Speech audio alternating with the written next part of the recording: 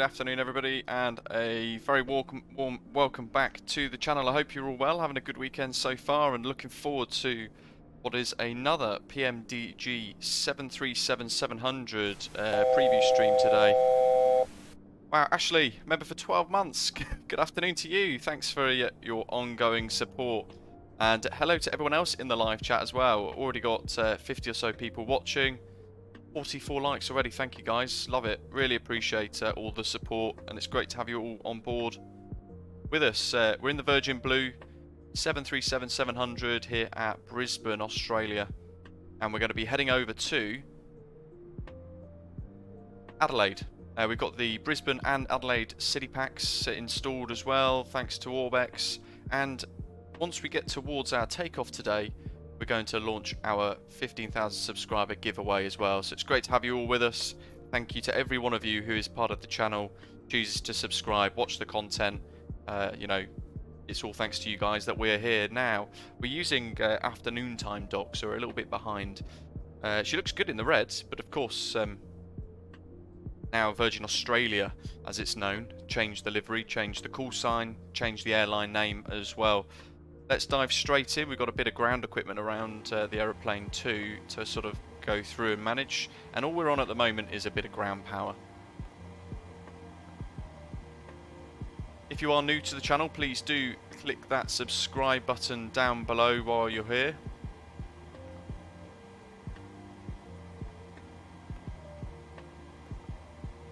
Let's release the carts. And we've got ground power on at the moment. That's all we probably need for the time being. So POS, we've aligned the IRS and things above in the overhead panel, and then we've aligned sort of our position of the aeroplane alongside all of that. Into the route then, we have got a flight plan installed here, and one way, as I've shown in my SimBrief tutorial video the other day, boarding time high, and all of our channel members, Doc, Mikhail, Fitzy, Jay, David, Ashley, who else have we got? Jay, Gav, Yoep, David Bartley, hello, Jonathan, welcome, and Aaron as well. Thanks for becoming a channel member, really appreciate it. Welcome on board. So we're going to hit here, go into the route files, and we've got one installed. That'll do. And our flight number, VOS 1388. Let's see if it allows me to put that up here. It won't, but that's fine. That was just a little see if I could do it sort of thing. Anyway, we're requesting it. Hello, David. We are using, I think it's about 2:30 local time at the moment. Route uplink ready. It's loaded in. And I'm actually going to be trying out my checklist that I've devised over the last couple of days. And I'll be publishing it for you guys to enjoy as well. So when you do get your hands on the controls of the PMDG 737, you'll have a checklist, but also 3 easy to follow tutorials to follow and sort of complete a flight with as well. So hopefully you'll find that really useful. Gav, thank you very much. Really generous. Cheers for the super chat. Where are we? We're looking at VOS 1388. It's really generous of you, Gav. Gav, really appreciate the support. Let's execute that. Quick check of this, here we go. It's always so far behind, isn't it? Cheers, buddy. Saneg 1 Golf is our departure today. It's then to the Quebec 210 Airway to MBR, Quebec 53 to Woona, and then Quebec 60 to Black. And from there, the Black 3 Alpha arrival into... where are we flying? Adelaide. Good if we knew where we were going. Someone's got to, hopefully the crew do. Right, anyway, that's the route, and we're going to look at the runways and things. So let's go to departure arrivals. We're going to be departing on runway 19 left, I believe. Let's have a quick check of my notes. Yeah, 19 left, Saneg 1 Golf departure. We'll go all the way around. There it is, Saneg 1. Execute that. And then that runway has gone into the page there, like so. Let's hope a Virgin Australia one is added, Stormtuber says. Well, in no time, of course. All these textures, there's going to be hundreds of liveries available on flightsim.to in no time. You guys know that as well. So we can look forward to that too. Explosive, yeah, they do have 737s, 700s still in active service as well. David's off to YVR, very nice. Bakazato's got his new PC with a 3060 Ti, fantastic. Let's load our perf init page, and we're going to check it against our data that we got today with our gross weights and things on SimBrief. Takeoff weight 64.2, that's fine. Zero fuel weights 53.8, that's correct. And our reserves is going to be our... I can find it on my SimBrief flight plan. Alternate, which is 2,674 kilos plus fin res of 964, so 3.6. It's a little off, we will amend it. Like so, and we'll change the cost index to what we've selected on our flight plan, which is 25. Cruise wind is going to be 268.45.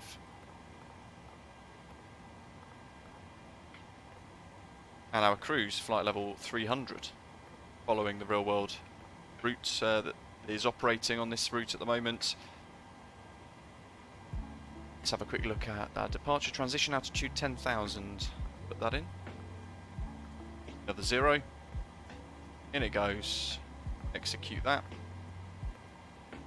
And we're going to click across to the N1 pages. So we're using a bit of a performance calculator today, thanks to Doctor on board. And we're going to go for assumed 43 degrees. So it's going to be thrust flaps 1. We're going to go takeoff 20k, takeoff 2. And we're going to select climb profile 2. Flaps 1. And 138. 138. 143. That's fine. Pick this across though, we make sure we've got our runway winds in. Currently it's 190 at 7.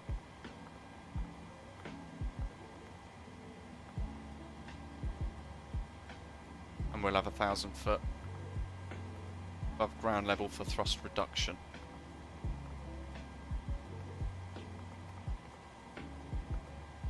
And I would turn cutback on, but it doesn't want to go on today, but that's fine. 136, 138, 143.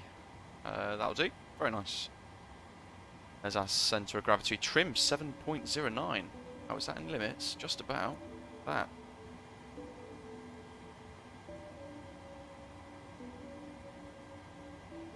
Five, 6, 7. Yeah, that's just in the green. While it's doing that, we can set some lights. Bit of multitasking. Got to be done. 5, 7 now. That's a very high centre of gravity, isn't it? 7.09, which is about there, I think. 122.8. Let's just make sure we've got our frequencies set here.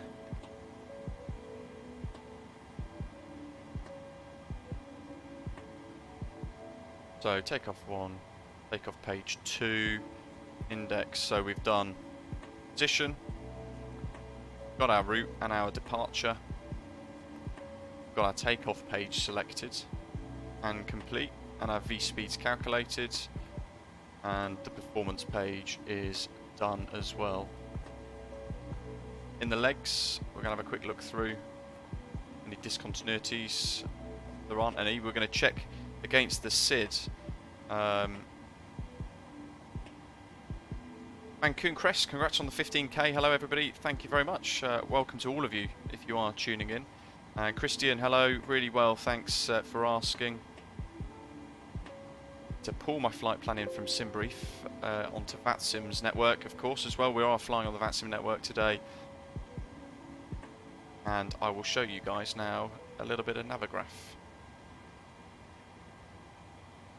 So, our departure on runways 19 left, which is up here. So, shortish taxi. We're going to head south towards the city. But before getting towards the city, we're going to be turning left over the river, Bosfu. Do not turn until past Bosfu and at or above 600 feet. Direct to Daden. We're going to just check these. Bosfu 600. Let's do that so you guys can see both screens. There's some constraints there in magenta, and Daden 220 max until Daden. Dennis, Billy, and then Saneg. And then we're on our way from Saneg. See then it's the Quebec 210 airway to Ostam, and we'll be climbing up towards flight level 300 by Bobop, which is there. Going across sort of central southish Australia, following the Quebec 53 airway all the way towards Adelaide, and then we're going to be heading in via Black, or most likely, if I can find it, the Black 3 Alpha arrival, and I'll pin it there just so it's easier. So coming across here, Gully, most likely for a straight in approach. We're looking runway 23 ILS Zulu via Gully, like so. We'll go through that, we'll revise that as well as we need to along the way. We need to get through departure first, of course.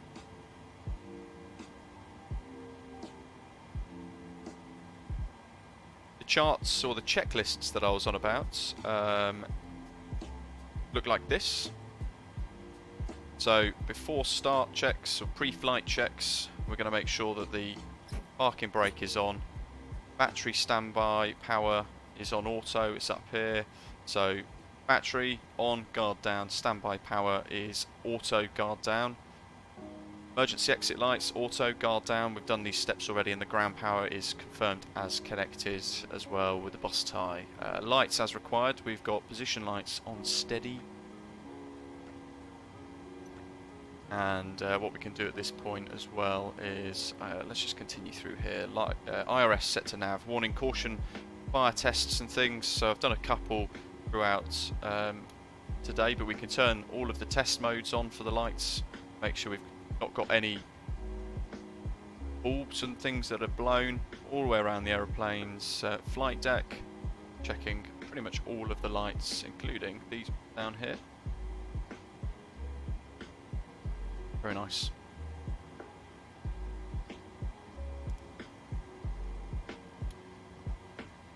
Test those. And test the other function. And then down here we're going to go through our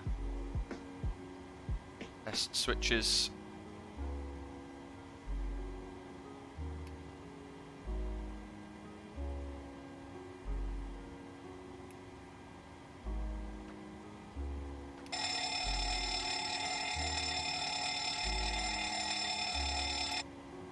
Lovely. Once you're happy you've done all the tests and things you need to do as well, there's the oxygen test down here. Where is it? Love that little noise. We're going to make sure that our passenger signs and things, now we've refueled, are on auto. So here we go. That's an automatic, and electric hydraulic pumps are all selected on. We're going to make sure the yaw damper is on. It is, and we've got no warning lights here on this stack. And then we're going to work through the panel here, just making sure that we've got no warnings, everything's on normal. And source is selected to automatic as well. We're going to turn the APU on, so while we're here, on this side of the panel, we'll turn the aft fuel pump on, and we're going to then put the window heating on as well.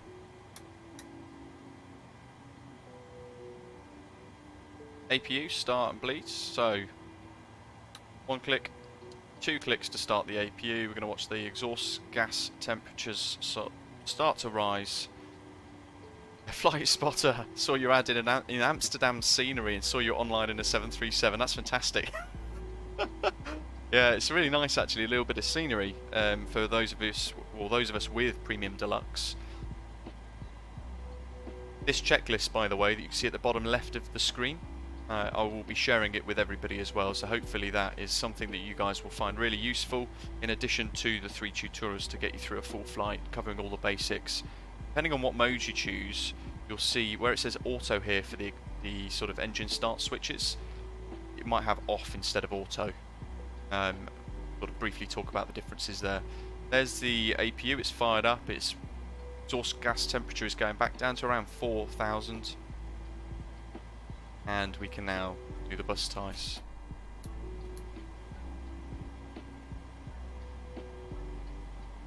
After roughly a minute of it being on and stable, what you can do is you can turn the APU bleed to on. We'll do it now.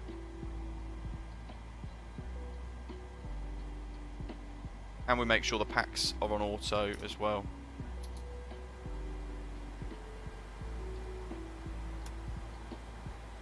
Isolation valve, while we're on this side, we'll make sure it's open. And then we're going to work to think about things like landing altitudes as well. So we'll work through the remainder of the checklist in a second. We can skip through the fact that we need to get our clearance because we are on Unicom at the moment. Lots to learn, Shane, indeed, yes. Oh, Seth, that would be fantastic as a rule. Should we start that? Love it. Forward entry light there is illuminated because we've still got the doors open, so let's get that closed. And guys, don't let me forget, Widderballs Productions, welcome on board, thanks for subscribing, and Eagle223, welcome to you too. Yeah, don't let me forget, folks, like we did the other day, remove the chocks. Let's close the door, and let's clear the jetty as well. Gonna make sure as well, actually, in here, FS actions, ground services, so we can release the ground power now because we are on APU power. Captain M, hello, it's not currently released just yet. Brisbane traffic, that's all clear. 800, escape 30, pushback and start, face north. Right. Sanig 1 on of departure is just some RNAV waypoints, so we don't need to worry about any course tuning and things. What we do need to think about doing is YBBN, which is Brisbane's METAR, winds 205 now, plus 18 degrees, and a QNH 1025. So while I'm here, let's flick the collar across.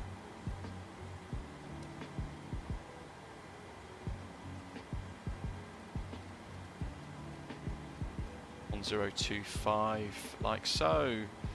Our takeoff speeds and things. Well, we'll go through that shortly. Is there a way to arm the doors? Well, no, I guess in the background the crew would be doing that rather than us, and we'd get the cabin secure from them instead. Right, altimeter set, transponder set, it's down here. It's just set 2000 in absence of any ATC. And we're going to make sure our rudder, aileron trims, nose trims and things are set as well.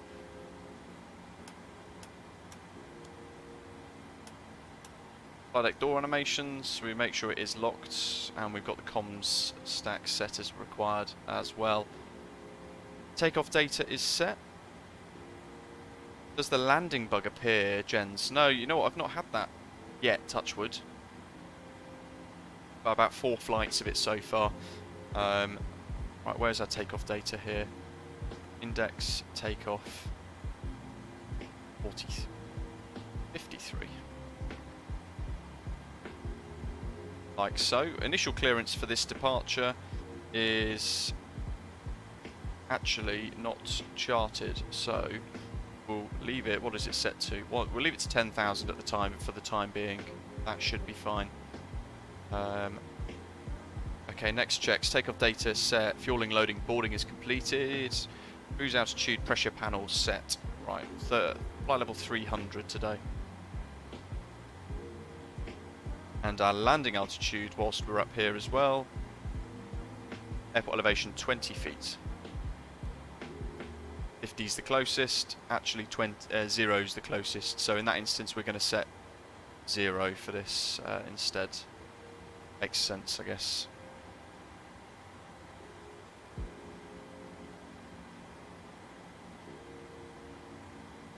MCP needs to be set with our runway heading, which is 1906.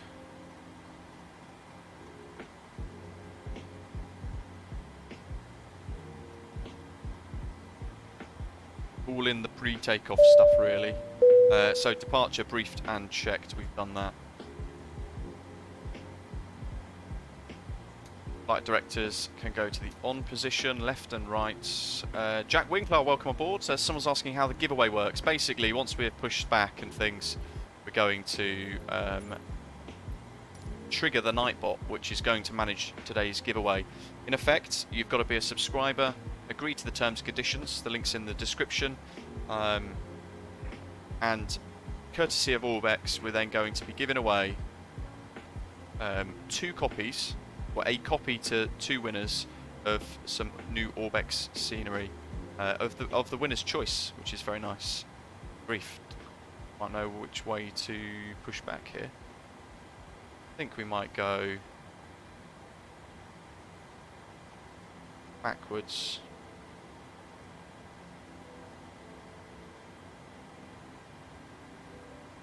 Not quite sure where that's gone. Let's just see if we can refresh it. My push bar back planner broken. It could well be. Let's just hit that. Who knows what's going to happen? Okay, let's remove the chocks. I forgot that last time. In all of the chaos and the excitement. What do we want here? Ground services, wheel chocks set, removed. Cockpit to ground. Spotter TV asking, will we do a KLM flight? We certainly will be, yes. In fact, next week we're going to be looking to try and plan one.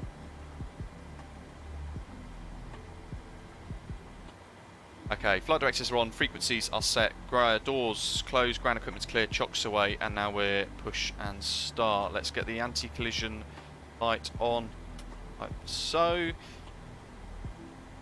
And we're going to move on to the engine start checklist, which is on my little checklist thing, top right of the screen. All doors and hatches closed and all ground equipment is removed. The parking brakes are set. You may lift. Parking brake set. Lifting the aircraft. So, fuel pumps on as required. Forward and aft 1 and 2 need to go on. We'll check centre tank, and actually we've got some fuel in the centre tanks. Please release parking brake. So we'll turn those on. We'll just let the low pressure warning lights come off, and we're going to turn the packs left and right to the off position as we release the park brake. Brakes are released. We need to Commencing pushback. You can start the engines. make sure we're clear. Yeah, we'll start in the sequence. Brisbane traffic, velocity 1388, stand 40 Alpha, Boeing 737-700, push start, facing north.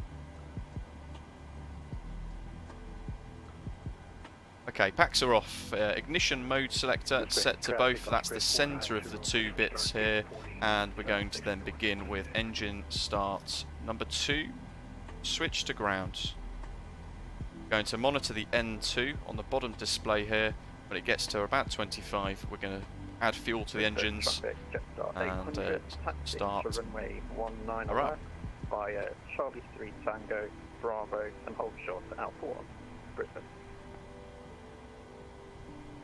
When the giveaway does go live, all you've got to do is answer one question correctly. It's a simple 1-word answer. And providing you've subscribed, what will happen is Nightbot will read your entry and it will allow you be in with a chance to win one of the 2 sceneries. Oh, there we go, getting distracted. Engine 2, fuel control lever to run.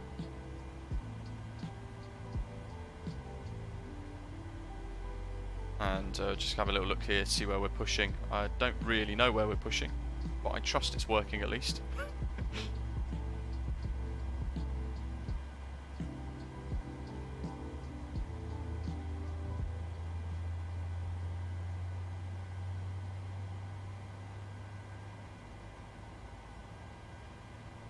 actually, it looks like it's doing okay.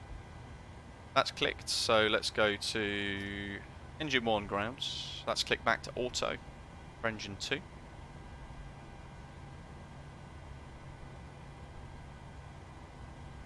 And we'll repeat the steps and then I'll work through this checklist like so. Okay, pushback completed. Please set your parking brake. Parking brake set. How's the Parking frames brake per set. Lowering second aircraft. in the 737? Really, really good. In fact, it is the Ground. You may smoothest disconnect. experience that I've got Okay, sir. in Clear to Flight Sim disconnect. so far. Pin has been removed. See you at the side. By Have quite a good stretch as well, which I flight. find Hold in quite position, waiting remarkable. for the visual. Thank you and In goodbye. fact, Brisbane, prime example, this airport, I find quite heavy on frames. When I'm in the A32NX, I really struggle with getting smooth frames and they drop to about 15. I am still on now 32 to 35 frames. Captain Planes, hello, welcome. Right, we're waiting for engine 1 to stabilise now, and we're checking our exhaust gas temperatures, oil pressures and everything like that as we start her up. That's clicked. How's the yoke motion on the 737, Dan is asking. So I use the Turtle Beach Velocity 1 light yoke. I find it exceptionally good as a pairing with this. Here's the sounds. So we haven't quite pushed back as neatly as I wanted, but we're kind of on a line. So I'm happy with that. Have I ever flown the route before Stormtrooper? I haven't. This is the first time. We're tracking it on Volanta as well, and as you can see, we've got the Wi-Fi dome enabled on this one, a little extra package. Right, so gens 1 and 2 on, like so. So we're transferring the power away from the APU. Engine 1 and 2 start switches go to automatic, but if you've got off instead of auto, at this stage you would turn them to continuous. We're going to leave them on auto because we've got that function here. Repeats needs to go on, 1 and 2, and then working down we're going to make sure that we've got the engine bleeds, they're both on, and the packs go to automatic. Isolation valve to auto, and we make sure the recirc fan is on auto as well. APU bleed can go off. And APU can now go off. We're going to go flaps 1. And elevator trim check as required. Well, in our takeoff page it was showing 7.09 and we've already set that in our pre-departure. This is like a little bit of a fail-safe check as well. What are the numbers on the yoke for? Basically the flight numbers. I can put 388 in. Like so.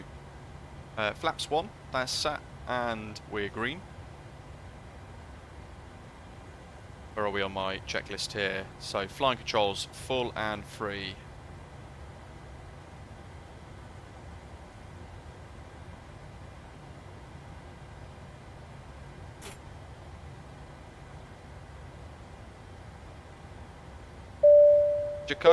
Jacob, they sent it to me.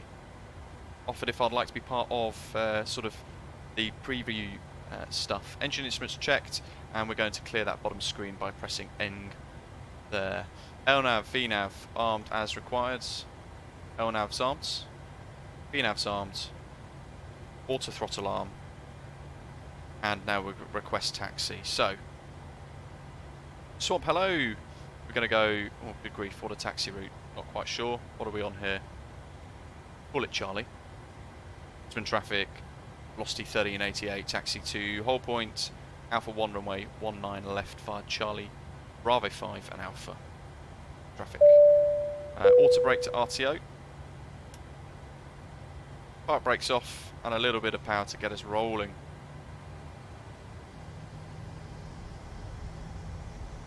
As we're taxiing, we're going to check things like the brakes. And we're going to check our gyro as well. So looking at the compass, it's increasing with a right turn. And for the next left turn, we're going to check it's decreasing with a left turn. Brisbane traffic, Osprey 490, the following velocity. Runway 19 left, holding point Alpha 1 by Bravo 5 Alpha. Brisbane traffic. Low brake. I think that might be missing from my checklists. Oh no, it's not. It's in the taxi checks. Yeah, set auto taxi lights on, set RTO. There we go. So taxi lights on, and then set RTO, which is what we've already done. Check brakes, compass, and gyro. Brisbane traffic, Jetstar 802, stand 41 Bravo, pushing back, facing south after the Osprey passes. Brisbane traffic.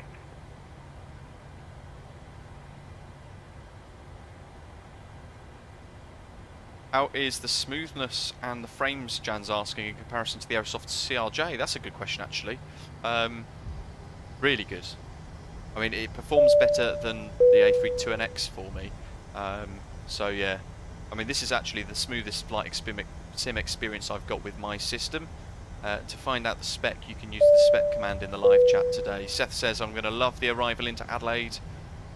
Keep an eye out for Adelaide Oval, great cricket grounds. Flaps 1 indeed, Ready Mills. We've got a really long 3,560 metre runway for us to use today. Scott Bennett, welcome on board. Dar Marker 100, welcome as well. W Fahrenheit, have you got the Navigraph nav data by any chance? Yep, good afternoon. Really good, thank you. We're in what has very quickly become my favourite aircraft inside Microsoft Flight Simulator. It sounds good, it looks fantastic, and it flies wonderfully. Look at that little weirdo wing bounce on the ground as well. Awesome. A couple of different configurable options in relation to the lights as well, so you can set pulse. That's an additional option. You've got the Wi-Fi domes. We've actually changed the configuration today to a single class, and this is the heaviest that I've flown the aeroplane to. We're going to depart above our maximum landing weight, so if we do have to return for an engine failure or anything like that, if a failure does get triggered today, then we're going to be very heavy for landing. Patrifi, welcome on board. Does the CRJ get good frames? For me it does, yeah. Right, let's move on towards our pre-departure checks then, because we are approaching the holds, and we're going to be next in line with most likely no delay, so we're going to be ready for departure. We're going to go fuel flow, reset, then back to rate. V-speed's checked, 136 for V1, 138 rotate, and we've got our V2 plus 10 tuned in on our speeds tab 2. Virgin Blue Retro indeed. I was going to use the Virgin Callsign today, to be honest. Brisbane traffic, Jetstar 800 is taking off, runway 19 left. MCP, nav data's been checked. It is, and we're going to go to 10,000 initially. And the radio's checked, so we're on 1228. And we've got no other ATC to think about tuning, so we don't need anything else in the standby box or anything at the moment for COM 1 or 2. And we're not going to worry about using our nav stuff either.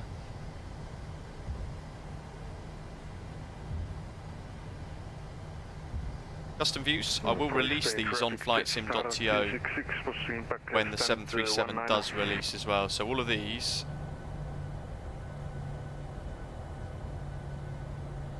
Brisbane traffic, I will get out for you guys. Taxiing to hold point Alpha, runway 19 left via Charlie 4 Bravo 5 Alpha. Brisbane traffic. Stormtrooper's asking, will we be doing any BBJ or freighter flights before release? Most likely some sort of freighter flight, yeah. I would imagine so. There goes the Jetstar, long taxi indeed. But we're all going to the same place as a few of us, so we've got to make sure that we are sort of 2 minutes apart. I'm not even an alpha, am I?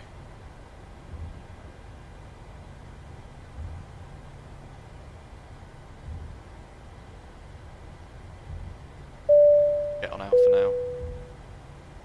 Zebo versus the current PMDG 737. To be honest with you, I don't know because I've not flown the Zebo. Peter, thank you. Evening Clouds, it's not been released yet. Brian, good afternoon. Oh, Brian, inside our Discord server as well, by the way, you need to sync your YouTube account via the integrations in your Discord user settings. That'll get you into the members lounge. Right, final checks then. We're going to go slowly onto the runway.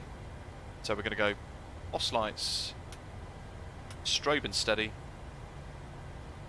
Taxi lights off, we're looking at the APU there, that's off. Runway turn off lights to on and landing lights on as well. Transponder set TA RA. That's set, and we're going to make sure we've done that before the turn, which just about got it in. TFC, which is there, push on. Clock start, and runway confirm, we're on runway 19 left, and we're going to be doing the Sanic 1 departure. Brisbane traffic, velocity 1388 via Alpha 1 lining up runway 19 left for a Sanic 1 departure. Brisbane traffic. Danny's asking, how do you like the failures made by PMDG, and what failures are there? There's about 20-30 different pages of failures actually integrated. It's exceptionally detailed, and likely I'm going to struggle to find quite a few of them.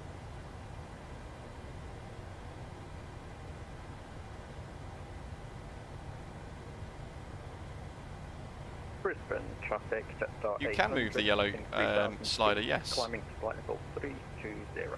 Brisbane. Let's just set the park brake on. There, yeah, you can scroll down like so.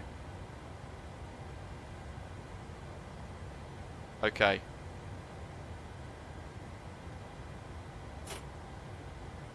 Holding the brakes. We're going to set, well, about 50% today. Matt check, welcome. Listen to that noise. You can see the horizontal stabilizers there vibrating away as well. Beautiful level of detail from them. And this Brisbane scenery is starting to kill my sim a little bit. So they're all stable, and we're going to now hit Toga, release the brakes. Brisbane traffic, jet start of 26. Nose down. And we're going to listen for our V-speeds and things from our first officer. 80 knots. So we're centralising the stick now. Brisbane traffic, Osprey 492, lining up 19 left. Alpha 1. V1. Rotate. V2.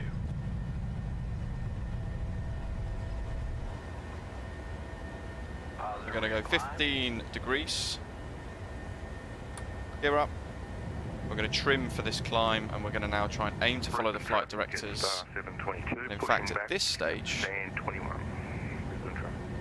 going to look over here, and I'm going to hit CMDA. If it's happy. It won't let me because we're not in a condition where it's happy for us, i.e. we're trimmed nicely. Now we are, we can enable the autopilot like so. So positive rate gear up, autopilot CMDA engage, auto brake and go off, and engine start switches will confirm they're in auto, but if you've got the off option, at this stage you would have turned them off. We're going to go runway turn lights off, and the gear has retracted and settled, so gear lever to off.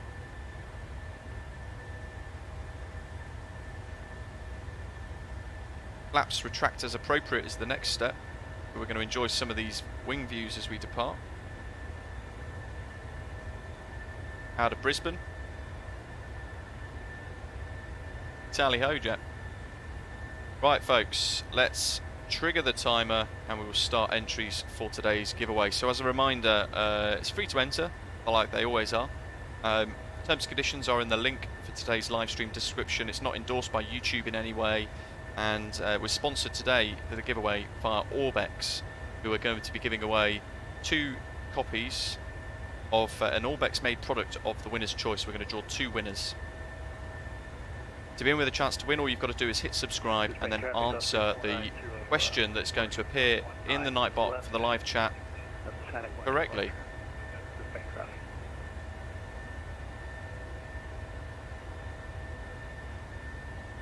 question to be in with a chance to enter is, in December 1997, the first Boeing 737-700 was delivered. But what I want to know is, who was the launch customer?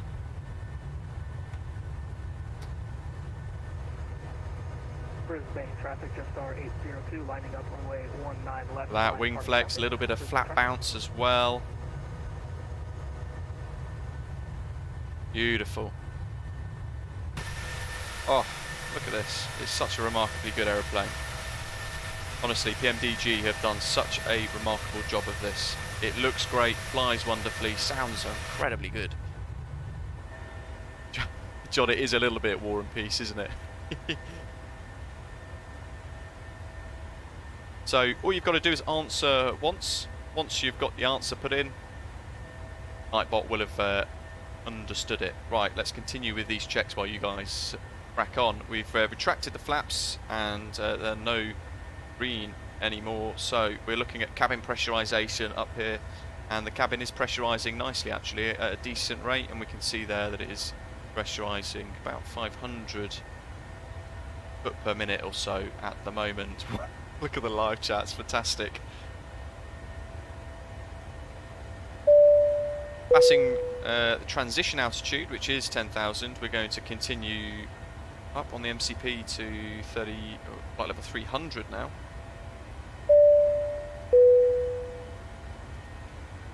If you are subscribing, and I do miss you, Rich M. Wilk in the live chat, it's going a little crazy. I do apologise. Very warm welcome on board to all of our new subscribers today. Don't forget to give today's live stream a like as well.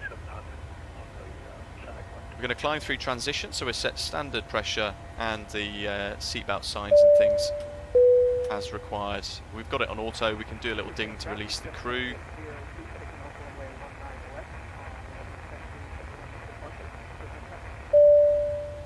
And away we go.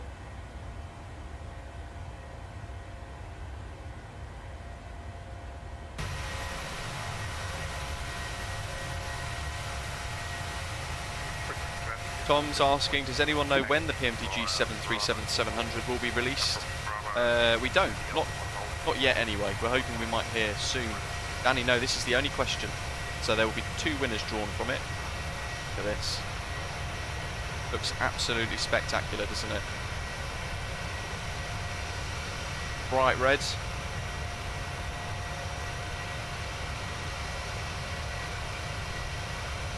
Just the one word in the answer, Ashley. Matthew's saying, yep, there's a reason why PMDG is the best in the industry. And you know what?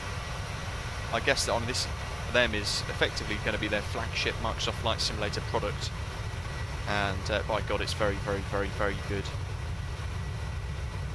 And this is my 5th flight with it now. My 2nd ever live stream preview for you guys. And I'm loving every single second of it. The level of detail and the complexity of the simulation is remarkably good, and it's like nothing I've flown before either in a sim.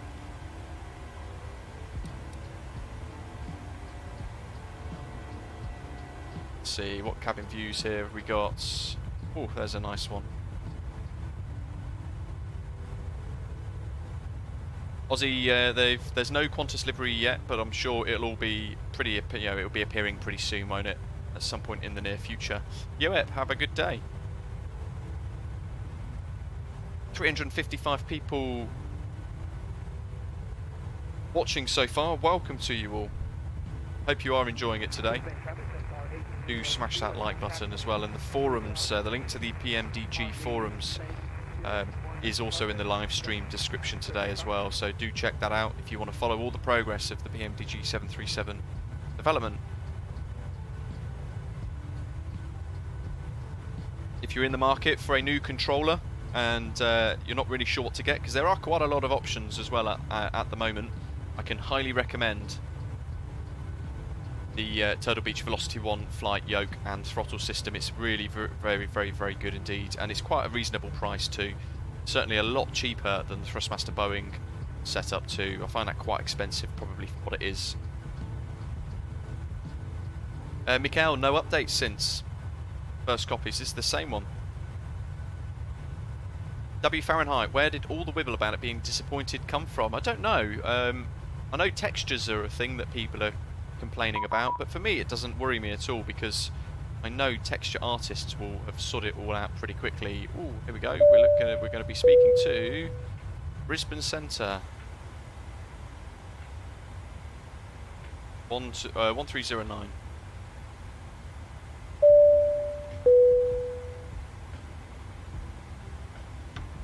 The first time speaking to a controller on VATSIM in a PMDG 737. How exciting.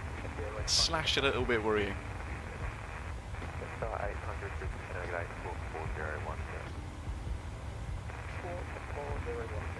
30.9er. Rather crackly. Brisbane Centre, Osprey 490, flight level low. Brock, no, we're going to keep the giveaway open all the way through to shut down at the other end, so there's going to be lots of opportunity for you guys to enter. Aussie, probably the most it could ever be. It's really good. It's very, very good, and they've committed to updating it and supporting it too. Brock, Jack's Drawings, RNLIB, welcome on board, folks. Thanks for subscribing. Brisbane Centre, just 722, taxiing Bravo to the holding point of 1 runway 19 left. Let's set that to 10. Make sure we resync our heading. 22, Brisbane Centre date. Walk 605. There you go, as Matthew's saying there, this is as study level as it gets. Wait for this conversation with the controller to finish and then we're going to jump in.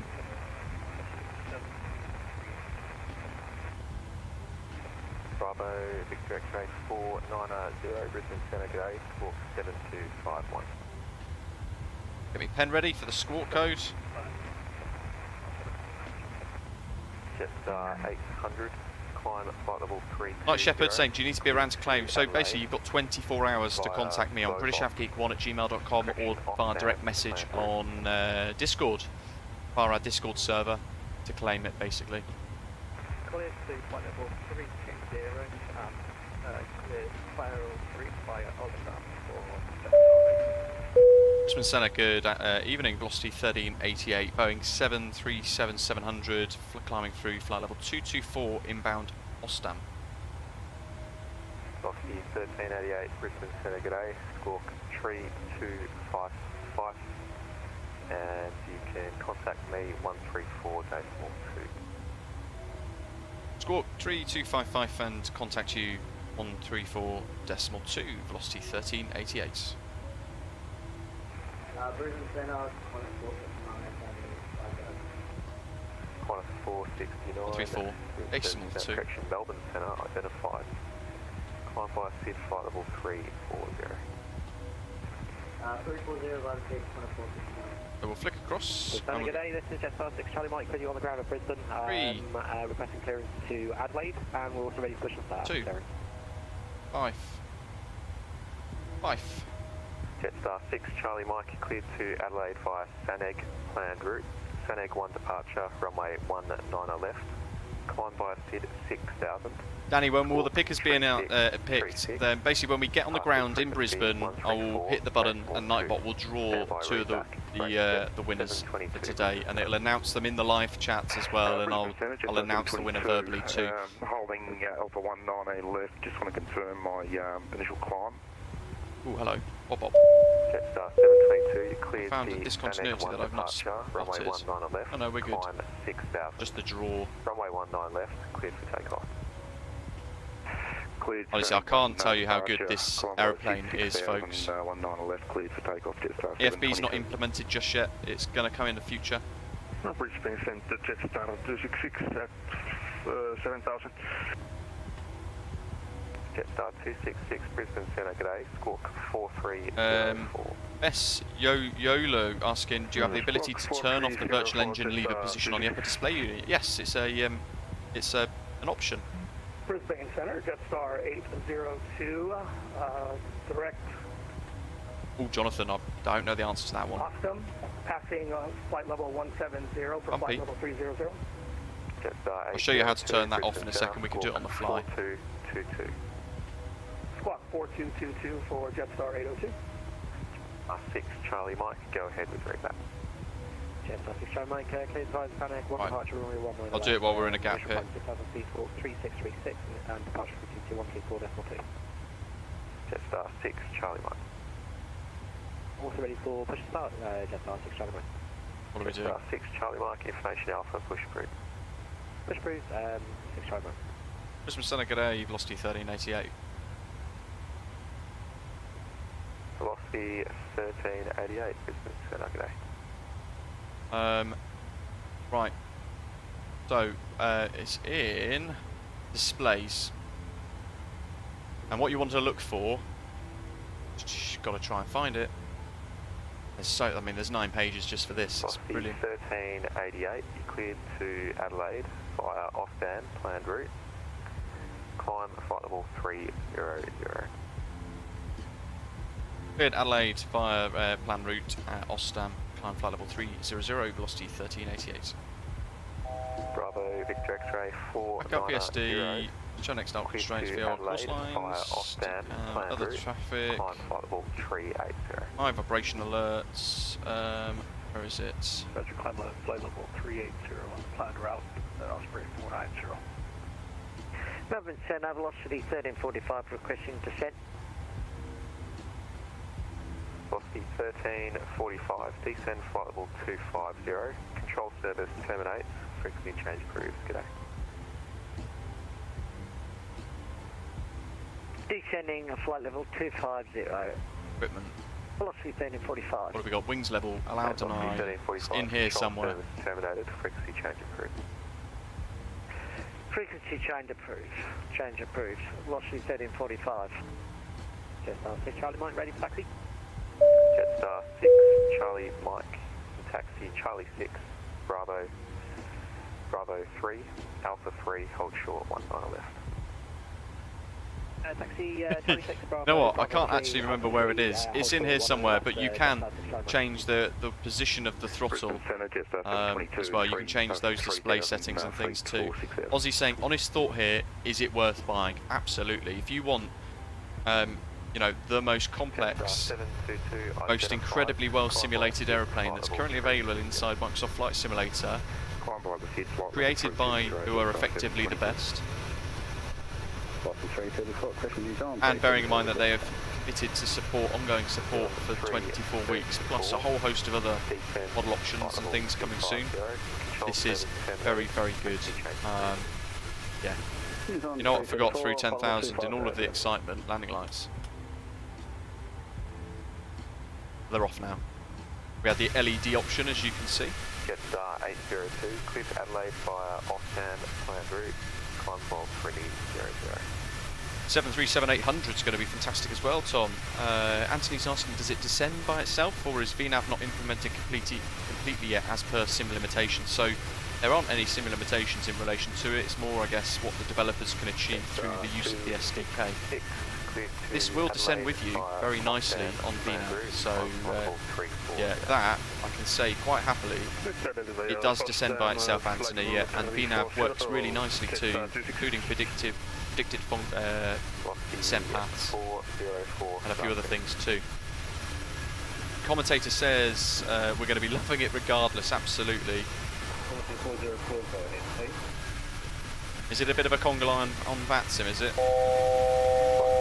404, black 4 Alpha arrival, runway 19 left, when ready descent. How many winners are there, Brock? 2, and each winner will win a copy of, well, basically an Orbx product of choice, an Orbx made product of choice, not counting their third-party partners, of course. We've got a TCAS alert for an aircraft ahead of us. 756, black 4 Alpha arrival, Actually, runway 19 left, we've when got ready descend flight level 250. quite a bit of 19 left. crosswind. Black 4 Alpha, and ready to descend. Lots of descent to for Jetstar 756. Jetstar 756, when ready descend flight 250. And ready to descend to level 250. Jetstar 756. Don't know where they are. Jetstar 6 Charlie Mike, holding Alpha 3. Sorting out a few things on Jetstar 6 Charlie Mike, wings 200, the Lancer, including adding in all of our pictures from today. 19 left, off the wind, clear takeoff, Jetstar 6 Charlie Mike. settled in the cruise now as well, so we're going to go Volanta. I'll show you guys what the map looks like currently. On the ground in Adelaide. There's our route. And here's the conga line. So we've got J, Jetstar 800, we're just behind them. Gator Hawks flying along, Coca-Cola Jetstar 266. We've still got a couple of folk departing. And as always, you guys know, towards the end of the streams, I always like to see you guys land too, so we'll be staying live to watch a number of the landings too. But yeah, quite the conga line. Departures 125.3. And really good coverage late at night. It's about half 10, 11 o'clock in the evening over in Australia, so thank you to our controller for being online. Ozzy's asking, how do you get onto VATSIM? So you've got to go to the website and you've got to pass a sort of new pilot's exam and things. 732 correct. Runway 05, clear for takeoff. 05 clear for takeoff, sorry about that, thank you. Yeah, Matthew certainly adds, he basically there sums it up perfectly across a couple of lines. Oh, Olivier Yuga, welcome on board. Thanks for joining us as a bronze frequent flyer. Really great to have you with us as a channel member. Thank you for supporting the stream. And make sure you join us in Discord and you sync your YouTube accounts to a Discord server as well. So what that'll do is automatically get you into the club lounge. Sort of members only area in the Discord server. Jetstar 6 Charlie Mike identified. Climb by SID flight level 180. Well, Isaac, welcome on board as well. Climb by SID flight level 180 for... What rooms should I see if I have it synced, Brian's asking. So you should see a little part on the tab called Club Lounge, and then you should just see a channel called Lounge. And Gold Frequent Flyers can then also see a Gold Concorde Lounge too, or Concorde Room I think it's called. Yeah, new pilot exam. It contains questions similar to, you know, what does ILS stand for? Instrument Landing System. And then some of the options might be a bit crazy as well, like I don't know, ILX screens. Jetstar 6 Charlie Mike, climb by SID flight level 3. So it's, yeah, don't let that entry exam put you off. It is really nice, quite nice actually for a starter for new people. There's our cabin pressure, and we've finished pressurising as well.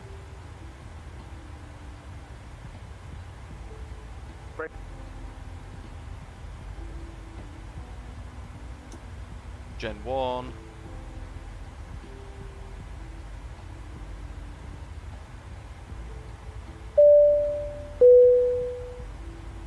Days. It has been a while since the last donation I've made.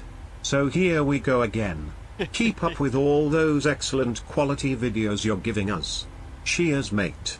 Jonathan, thank you very much. You're really kind. Really appreciate dropping the tip there. Thanks for your support. Great to have you guys on board with us. We've got a really great community behind the channel, so thank you to all of you guys for being part of it. Basically, I really appreciate all the support as well, the tips, the super chats, the channel members, bronze, silver, or gold, and then all of you choosing to watch as well and just be a subscriber. You're all really valuable to the channel, so thank you. 209 likes already, fantastic. Thank you very much. I'm going to get the sort of PMDG handbook out because I want to try and see if I can find the menu where it mentions how to change setting. Fitzy! Thank you for doing a live stream in Aussie friendly time, British Geek. We love your work here. Thank you very much, mate. Really appreciate it. Good evening to you in Australia. And thank you very much for your super chat as well, really generous.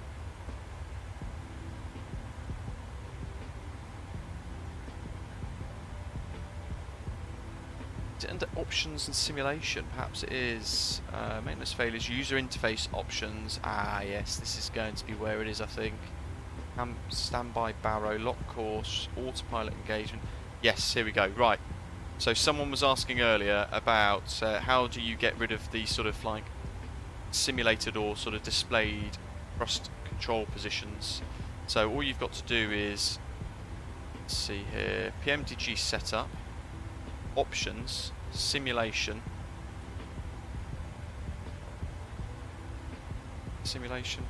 make sure I find this in the correct bit, page 2 out of 8 it says.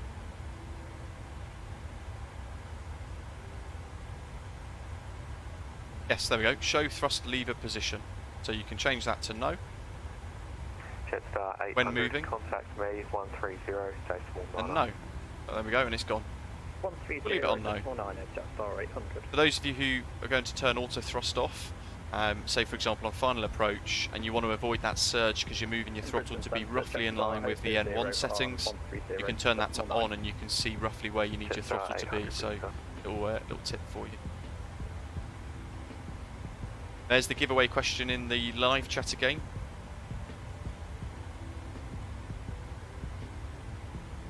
How many miles have we got to top of descent? We've got quite a few. It's about a 3-hour journey today. MIA. Yeah, we're going all the way across Australia, and it's a ruddy, huge country. Someone in Discord, I think it was yesterday actually, dropped in like a map of the outline of Australia superimposed above Europe, and it was absolutely massive. Ashley's responding to Stormtuber's question. Yeah, there we go. I want to do VATSIM but don't know radio chatter. So Stormtuber, go to britishavgeek.com/VATSIM and you'll see there all of my VATSIM video tutorials to help you get started, and you can kind of follow those tutorials along. But also you can have a little look at some PDFs that I've created too to help you learn sort of the phraseology and some of the phonetic alphabet and things as well. And it's all free to download, so go and check it out. Ryan, no, it will pick up any of the answers, whether it's all caps or no caps. 142 entries so far. Fantastic. I mean, if potentially we get to 20,000 subscribers before the PMDG 737 does release, then I will do another giveaway, and we'll give away one of these, so I'll buy it for somebody. If we get to 20,000 subscribers, I'll buy somebody a PMDG 737 to say thanks. That'll be the next plan for the next giveaway. Yeah, we've got winds against us today quite a bit actually. We've got an almost 68 knots, 70 knots, 45 degree sort of crosswind component, so we'll call it 40 knot headwind and a 40 knot crosswind. Contact me 134.42. So we've got to be careful with fuel conservation and things. G'day Ian, well good evening to you. Forward to 390. Brock, all you've got to do is, well, you've subscribed already, so you've ticked that first box, and then you've just got to answer the question correctly. When ready, descend flight level. In December 1997, the first Boeing 737-700 was delivered, but who was the launch customer airline? Oh, Matthew, very generous words. Thank you so much. Saying this is the man to go to, the best flight simmer I've seen on YouTube. Flies the aeroplane like a pro. If you want to see the professional way to fly, look here. That's really nice of you to say. Spoken. By the way, Matthew's a real-life CRJ captain as well, and he was really helpful in teaching me how to fly the CRJ. And because of Matthew's input, I find it a really rewarding experience with the CRJ and flying the Aerosoft CRJ. It's very nice. Okay, except one on the right. Andrew, fingers crossed he get his hands on it soon. Would be very good to sort of get feedback of this aeroplane with real 737 drivers. As a flight simmer and someone that's only ever flown a PA-28 in real life and a Grob 109B, I find this exceptionally well detailed, and it blows my mind actually. This is my first PMDG airliner outside of the DC-6. And even that, I love that as well, that's fantastic. But for me, this has instantly become my absolute favourite aeroplane in the sim, even on top of the Aerosoft CRJ and the A320X. Board, welcome on board. Thanks for subscribing. Oscar, thanks for subscribing as well. Welcome to you.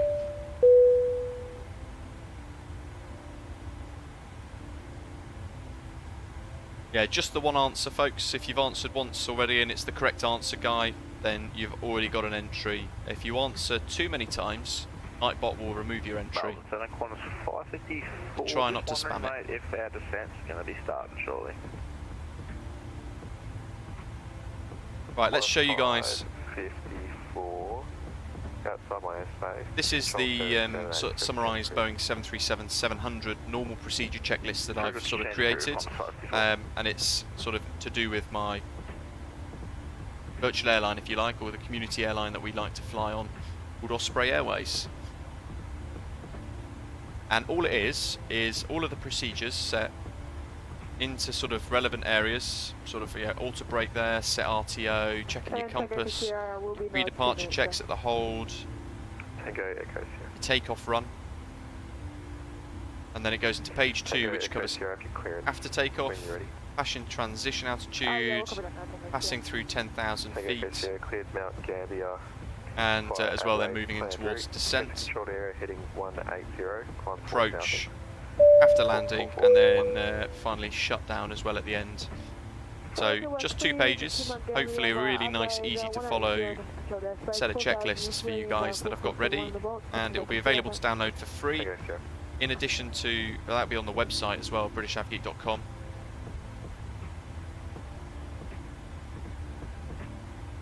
In addition to the 3 tutorials that I'm going to have going live over the next couple of days. So we're going to go through cold and dark, all the way through to engine start. Episode 1. Episode 2 will then focus on takeoff and initial climb towards cruise. And then we'll skip through cruise for episode 3. We're going to go top of descent, flying the descent, approach, landing and shutdown. Just 3 episodes, and it will hopefully get you guys confident with the aeroplane using LNAV, VNAV, and flying. 1388, contact me 130.9. Contact you 130.9 for velocity 1388. Bravo Victor X-ray 490, contact me 130.9. 130.9 Osprey 490. Brisbane Centre, good day, velocity 1388. Velocity 1388, Brisbane Centre. Reese, no worries, buddy. Thanks for flying along. Amazing, Lieber, welcome on board. Osprey 490, almost at 16,000 subscribers. Keep it going. Jetstar 802, Exciting. contact me. It's great to have you with us. 130.9. If you are watching for the first time today, I hope you are enjoying it. Keep smashing that like button. We'll see how high we can get the thumbs up before we get to Adelaide. Control service terminates. Frequency change approved. Today. Anthony's saying, I'm hoping I can get as comfortable with this as I am with the fly-by-wire A320. And you know what? So I've gone from 0 hours in a 737. I've never flown a 737 in a flight sim before. 824 is leaving 390 for 290 and g'day, British Aviator. Big from Adelaide. Yep.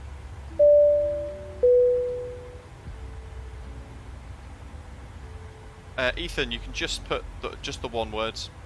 As long as the name of the airline, the sort of main bit of the airline is included, it will be correct. Danny saying, if I were to win, am I able to select an aircraft of choice, or do I get rewarded with an airport? So basically, there's going to be 2 winners, and each winner can pick one Orbx created product of choice from Orbx. Hopefully that makes it clear enough. Amazingly Bear, a very good thank you for asking.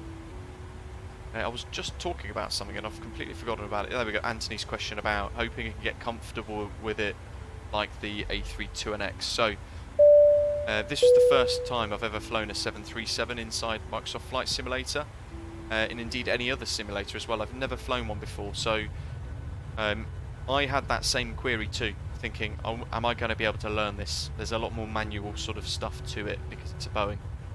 But I've gone through, looked at loads of videos, 4 or 5 different checklists, and I've had the assistance from a couple of our channel members as well, Centurio, Doctor on Board.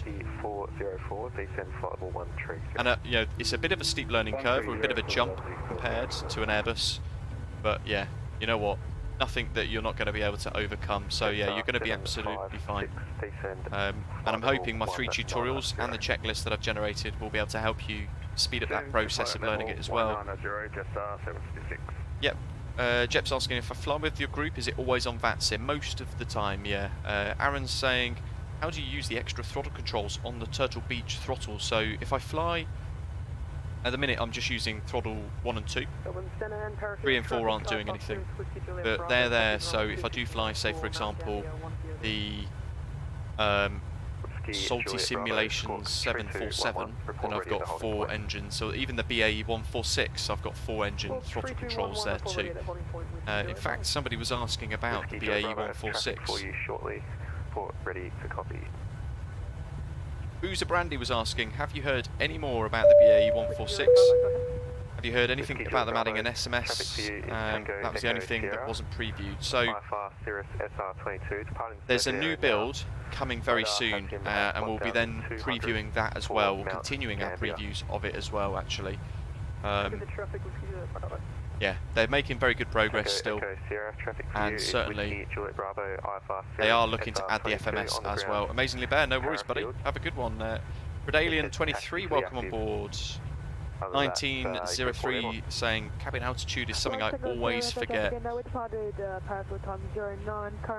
fact, one of the big things that people sort of miss up on is the bus ties. So with this aeroplane, if you're going from ground power to APU, as we did at the start, you've got to make sure the APU's all on, ready to go, and then you've got to flick both of these to transfer power across, or the bus ties across to the APU to generate the power for the aeroplane and all its systems. And at that point it will come off the ground power and you can get rid of the ground power unit. But if you do that, you get rid of the ground power unit beforehand and you forget to do those, you'll lose power entirely to the aeroplane. And vice versa for the other way as we go towards shutdown when we get to Adelaide too. We've got to be careful with that. Inbound Brisbane information Bravo now current, changes winds 190 degrees, 6 knots. Matthew Amber saying A321X is the only plane, the only aircraft I've flown. You're going to be absolutely fine if you do choose to get hold of this. Ellis, yeah, it is a little bit turbulent actually. If I zoom in, you look at the horizon, you can see we are in a little bit of rough air. Razzalong, yeah. Well, there are beta tester programs obviously still going on at the moment, but they're waiting to provide it to the preview streamers to kind of work it all out. Jetstar 756, cancel star, turn left heading 330. Cancel star, turn left heading 330, Jetstar 756. Matthew saying it's still manual for a lot of systems due to a certain answer to a giveaway question wanting to keep a common time rating. Benjamin, can you try and put the wipers on? Not just yet, no. I've been told you absolutely must make sure that the wipers, well, the windshield is wet. Decent 150, just 824. They are on park. Just 824, flight level 190. 1907. Future Eclipse know that we'll draw the giveaway when we land, at Adelaide and get everything shut down. Jetstar 802, Brisbane Centre. Matthew's saying I'm 100% getting this aeroplane, no shadow of a doubt. It's lovely, isn't it? Automator, hello. Brisbane Centre. Amit. Is the ATC chatter live? Look, we're on the Batsam network, so it is a real person who is sort of controlling us along with everyone else airborne at the moment too. Jetstar 722, contact me 130.9. The eyebrows are an option as well, Matthew. Charlie Mike, contact me 130.9. You're right actually, you can in the FMS add the eyebrow options too. Then Jetstar 266. Jetstar 266, Brisbane. Brisbane Centre, Jetstar 722, flight level 320. Jetstar 722, Brisbane Centre. Ellis, this is the 737-700. Jetstar 6, Charlie Mike, Brisbane. Ready for fitness, welcome on board. Tommy 330, welcome as well. Thanks guys for subscribing. Thanks for being on board with us today. Juliet Bravo. Swamp is asking, how is the plane with AIG installed?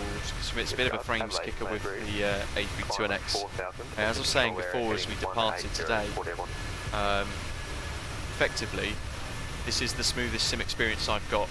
Even compared to the Flyby A321X, I get much better performance from this add-on, which is quite remarkable actually, and I found it very surprising. Rock, yeah, you certainly will be. Heading 180, squawk 3211. Let's go underneath, have a little look here.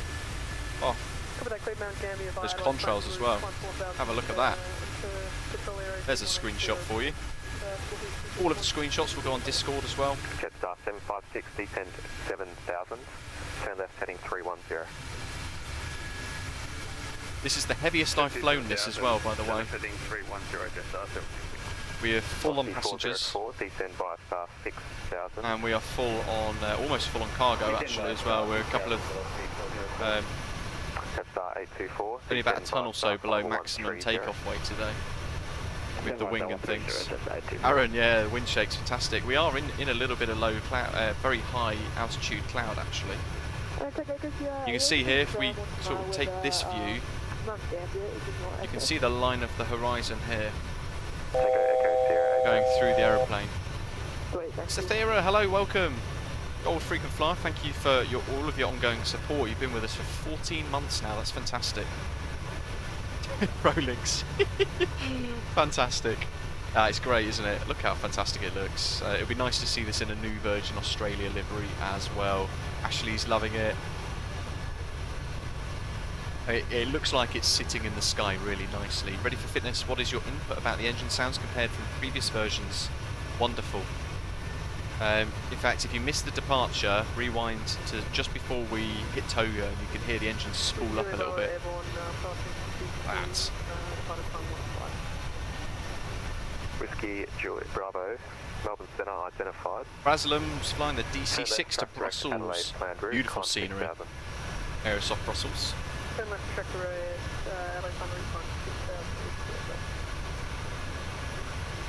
Will there be any camera shaking added, since at the moment if you slam down on the runway it looks like a 10 foot per minute landing, so I think it depends what cabin view you kind of look at. I think sometimes you do get a bit of a dip in the camera, but I'd have to sort of have a little bit more of a look there.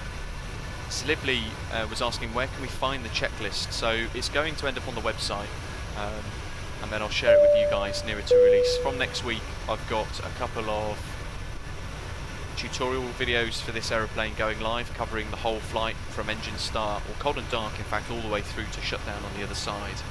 And I will also then at the same time show you guys the checklist that I've created, which you can all have for free, you can all download for free and enjoy.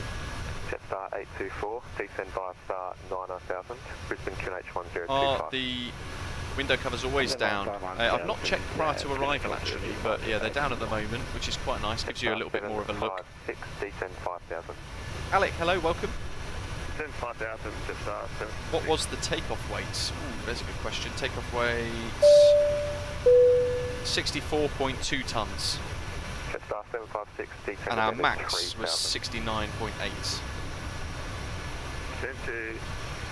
Ellis enjoying the wing flex. Hergie's loving the livery.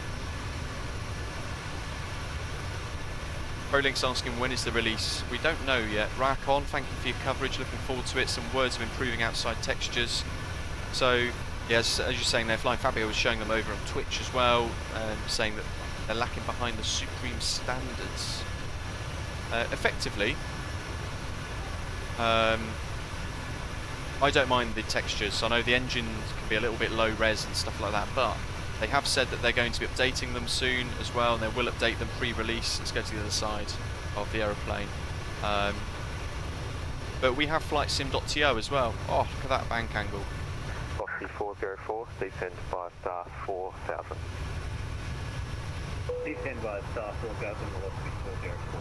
Yeah, we've got flightsim.to, and we've got a whole host in this community of incredible livery artists, livery creators, who create fantastic freeware liveries. So I'm really not worried about the engine textures or anything like that. They're going to get fixed regardless. PMDG are going to update the liveries to include some slightly more high-res versions, they've said on their forum, I think yesterday or the day before. But then we're going to have a paint kit to enjoy and all sorts. So yeah, really looking forward to it. Don't worry about the textures.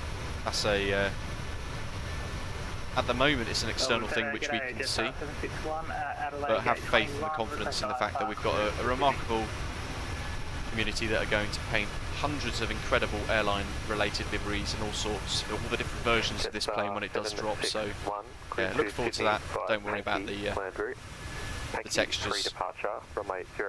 Yeah, as Ellis is saying there, Rob Randazzo over at PMDG mentioned on the forum that we put they've sort of distributed the textures within the preview build from I think November. So Charmaine, welcome aboard, thanks for subscribing to the channel. Johan, welcome on board as well. Automated saying hoping PMDG released the paint early. community livery developers, who knows. It never takes them long though, does it? Qantas 732, could we step away for about 10 minutes? Qantas 732 over. Seabong's Roger, waiting thank you. for the Qantas 737 livery. That will always look good. What about British Airways Comair as well? South African ops. That'll always be quite nice. Jetstar 756, turn right heading 060.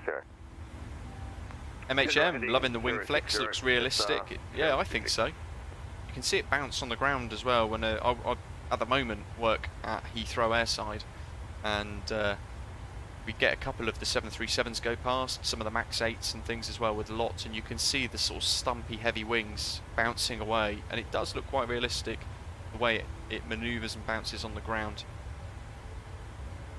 Matthew, need to get your full QRH. They aren't as difficult to get around as the page count would suggest, with 500 pages or so, yeah. I have found a QRH, a quick reaction sort of handbook for this 737-700 as well, so if we do get failures, I've got a QRH ready in case. The bump on the top is Wi-Fi scratch that. And we're only a quarter of the way there. If you guys have got certain things that you would like to see, or anything like that, do let us know. We can try and go through maybe the manual or the handbook that's included. Reduce speed 210 knots or less. Reduce speed to 210 or less, Jetstar 824.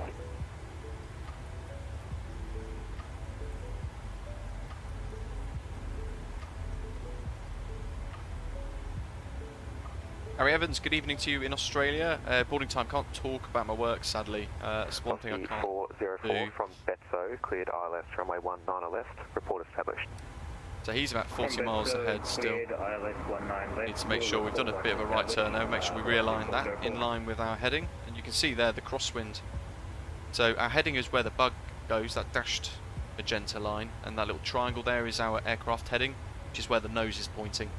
Our magenta line though is our route, and the white line is our track. So 52 knots, mostly a headwind, with a slight crosswind, giving us a left drift. So the aeroplane is having to position the nose to the right hand side of the line that it wants to fly to make sure we stay on course. Got local VORs nearby as well,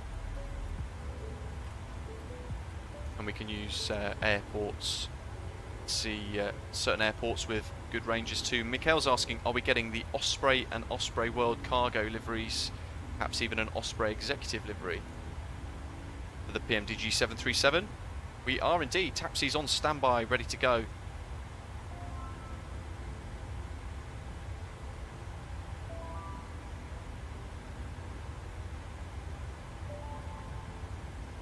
But when it does release, Tapsi will be painting us our virtual airline liveries for the 3 different variants till as well. Boozer Brandy, I think I understand what you mean. Do wish the developers would publish the manuals for us pre-release so we can start reading and learning and flying on day 1. So that's what I'm going to be doing with my tutorials as well. Continue approach 19 in effect, from Monday, the first tutorial video will go live, which will cover cold and dark through to engine start, and the next day we'll go to episode 2, which is going to be taxi, takeoff, climb, and then the next day, which will be episode 3, our arrival into Skiathos, and doing a little bit of hand flying. The landing's not the best in it, there's a bit of float. Confirm 4,000. But I'll talk through all the different things for you guys to be able to do a successful flight with it, and I'll also include the route that's flown so you can copy it as well into SimBrief and things, and then also download the checklist that I've created, all for free. So hopefully all of that will help pre-release. It will give you a few days to have a look through checklist I've created, and it will give you a little while. It will give you 3 tutorial videos to watch as well to try and sort of work out how it all works before it does release. The stat saying, should the weather radar work after sim update 9? It's a very good question actually, I don't know. They have said that when the weather API gets released from Asobo, and they do release it, they will let everybody well, they're basically going to be working to add the weather radar in the future. Oh, Baccazzato, I would love to. That's not good. We've got a fuel light on, and that's because 756, turn right, centre heading tanks 160, are cleared empty. ILS 19 right. Turn right, heading 160. Let's turn it off. 19 right, just 7456. Oh, you know what? I panicked then. I thought I was going to have to... Oh, give me a minute. I thought I was going to have to refer to the QRH. There's 500 pages. Osprey 490. Right, I am going to just make sure that I haven't done anything wrong there though as well. So I'm going to load the QRH and just have a little look through. Where is it? 737-700 QRH. Engine fires, emergency descent, cabin altitude warnings, engine severe damage, tailpipe fires, evacuations, landing configurations, smoke fire fumes, warning lights, autopilots. We'll go F for fuel. I assume this is how this works.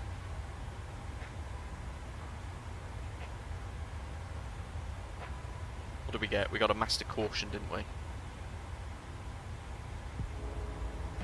Low pressure fuel pump. Here we go. So fuel pump pressure is low. Fuel pump low pressure lights may flicker when tank quantity is low and the airplane is in turbulent air and or climbing or descending. So one main tank fuel pump low pressure light is illuminated, that's fine. One centre tank fuel pressure low warning light is illuminated. Go to step 2. Both centre, so yeah, step 2. Clear to land. Crossfeed selector open, this prevents a fuel imbalance. We don't need to though, because we've gone to step 5, which is centre fuel pump switches both off. There we go. Actually, that was quite easy to find that. 756 looks like you've gone through the localizer there. So if we had a bit of an imbalance across the 2 tanks, what we could do is use crossfeed, 070. and it would balance the 2. Turn left heading 070, sorry, Dean, capture it, just 76. Rasalum. Oh yeah, loads. John's saying looks like Sim Update 10 will bring the weather radar and the WASM releases. Baccazzato says, Leonardo, give this man the MD-80 to preview. I'd love it. I've, for a couple of months now, been completely unable to contact them though, so I don't know what else to do.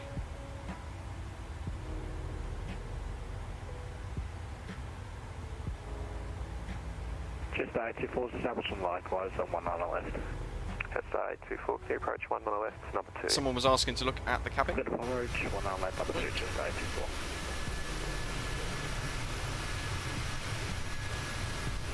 There's the Wi-Fi dome actually as well. That's what we've enabled today. We've added that on the pack. 756 can offer you the ILS 19 on left if you'd like. Going to punch in and have a little look at the cabin then. Just 756. Just 756, Woohoo! expect Look the at that. ILS 19 on left. There we go. Welcome aboard. Expect ILS for 19 Little bit bumpy. Just 756. Just 756, turn left heading 030. Fat fingers. Nice carpet textures. Turn left heading 030, just 756. There's the galley. Rear doors.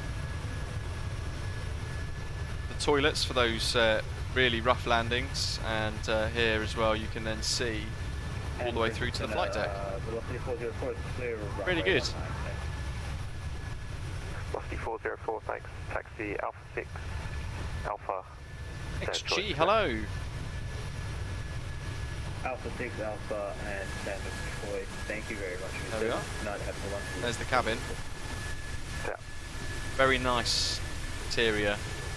Paired perfectly with a bit of high performance as well, so it allows the sim to continue to perform very good on frames. Push through. Look at that. That's 756, turn left heading 0. It looks fantastic, doesn't it? That red in the sun as well, reflecting. Aaron, hello, welcome. Remember for 8 months, thank you for all of your ongoing support as well, really appreciate that, welcome. Really good, thanks for asking. I finally got to watch before work as well, good stuff.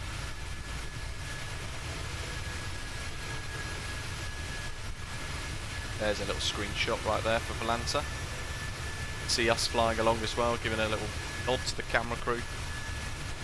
there's supposed to be a cabin update sometime in the future, right? There is, yes. They've mentioned they're going to improve, they're going to add a high-resolution cabin inside of it too. Almost smell the overpriced snacks.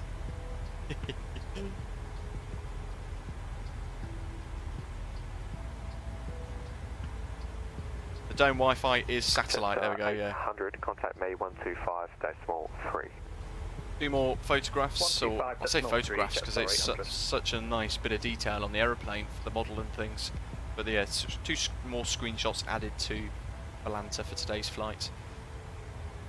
Have I been to Alton Towers Aerodynamics? Probably about 20 years ago now, I think. 15 to 20 years ago was the last time I went to Alton Towers. And Alton Castle as well, actually, was quite good. SpiceJet, if you have the SpiceJet livery, says the aviator, please do a flight in India. I'd really appreciate it. I do actually have a SpiceJet cargo livery with the cargo version of this. So watch this space. Yeah. Blue. Don't bring me back those memories of that flight from Edinburgh. I couldn't believe what happened there. That was horrendous. There is going to be a Ryanair livery indeed. There's a Ryanair 737-700 livery with the correct registration for their training aircraft too. Jack Singh, hello to you. Jan, you know what would be a nice immersion thing when you could see the passengers board, sit in and board the plane. I think, is that something that the GSX stuff can potentially do? Not too au fait with understanding how all that works, to be honest.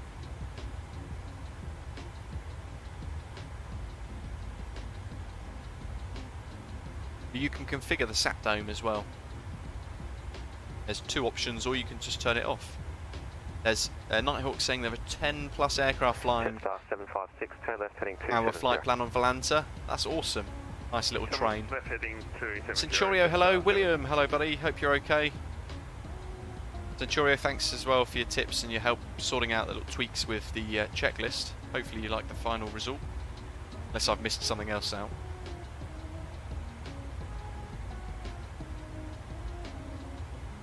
Oh, they do, yeah, they use the 700 variant for training.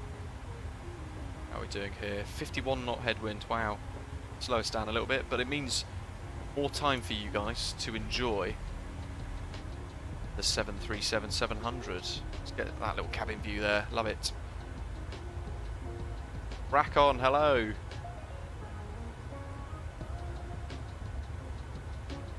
Jetstar 756, turn left heading 230, cleared ILS 19 left. Turn left heading 230, cleared ILS. I wonder if I can show you guys the... Jetstar Is that the QRH? Jetstar 756, confirm Oh, cleared it is. ILS 19 So this is the left. QRH that I found, which is all of the... Something's broken. I need very quickly to find out what it is to basically fix it. So say for example we get...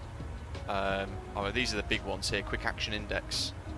If we now get a cabin altitude warning, we'd click that, we go, right, have we got that light, cabin altitude? If we do, there's the conditions. So if one or more of these occur, so cabin altitude exceedance, which means that the aeroplane is depressurized, whether it be slowly or explosive. In flight, the intermittent cabin altitude configuration warning horn sounds, or a cabin altitude light if installed and operative illuminates. And then it will be don oxygen masks, regulators 100, crew comms, pressurization mode selected to manual, outflow valve to fully closed. 761, you can taxi. If still uncontrollable, passenger signs on, down we go. Oxygen switch on, emergency descent checklist. So we can then click that and it will go here. Emergency descent on the PA, down to 10,000. And then away you go. So QRH, and this was a very easy, quick Google, but you can see here 800 top of your page, 822 pages long. It's insane. Actually, just disregard There's that. loads. Taxi Alpha 6 left Delta 1. But this is what I was referring to a minute ago, just to make sure that we'd got the correct action for the little master caution for the fuel. Because I'm still learning this aeroplane as well. Negative, you will enter and backtrack from my 05. So yeah, it's still 05. Okay, apologies. This is the manual as well, which we've got at the moment. It's subject to change, of course. This is version 0.00.1. Disclaimers, Boeing officially licensed product. and lots of pages, 120 pages of this, including how to install the liveries, how to activate the product. Osprey 490 is back. There is also in here, where is it? Things the wider beta team wanted you to know. So little tips and tricks. Jetstar 800. Here we go. Tips and tricks from the 88. Contact me 125.3.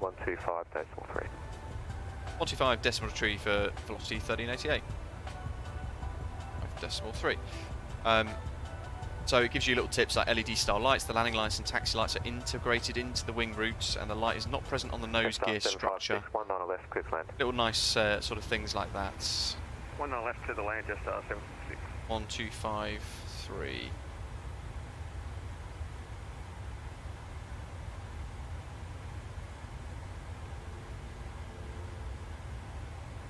Melbourne Control now, I think this is.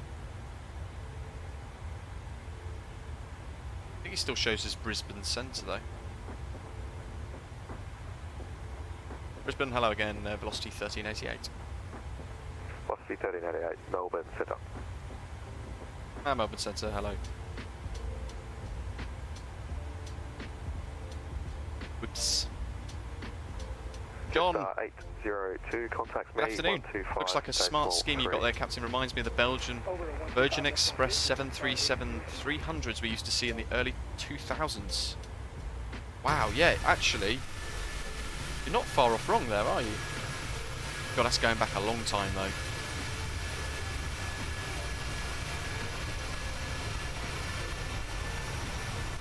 There is an ANA livery as well. We're going to be doing some in Japan too.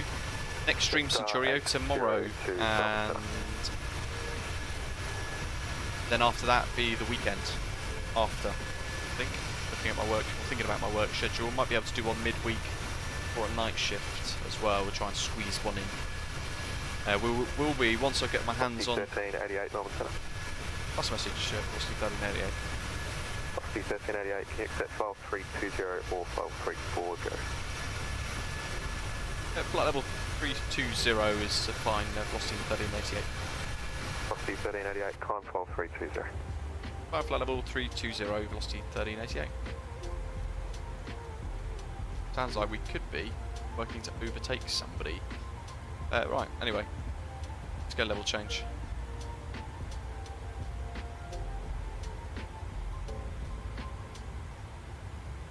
Doctor on board, yes, it's crazy, isn't it? William, try again. Dave, welcome on board. Thanks for subscribing to the channel. Johans also would like to see some ANA flights around Japan. They used to own some 700s. There's a nice livery for that as well, actually, included in the PMDG Operations Centre. So yeah, I love Japan as well, both in real life and in Microsoft Flight Simulator. It's fantastic. So we will definitely do some more. Go vertical speed mode. Osprey 490, contact me 125.3. Jetstar 266, intern, contact me 125.3. Yeah, less headwind, so it makes sense, actually. That's a good shout.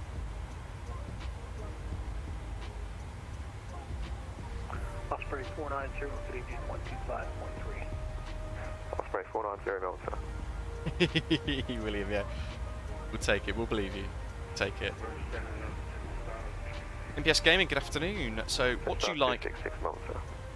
PMDG 737, I have that for FSX. Contact me 125.3. It's the best I have for that old sim. I'd say this now is by far the best aircraft too. The MSFS. Charlie Mike, intern, contact me 125.3. Barkis asking, can we get a hood landing, please? I tend to not really use heads-up displays too much, to be honest, but we can see how we go with it. If it's something loads of people really want. Jetstar 722 Melbourne Centre. I find it quite distracting sometimes, a heads-up display, even on the Dreamliner and things like that, and the CRJ too. Still have the capital S. Jetstar 6 Charlie Mike Melbourne Centre.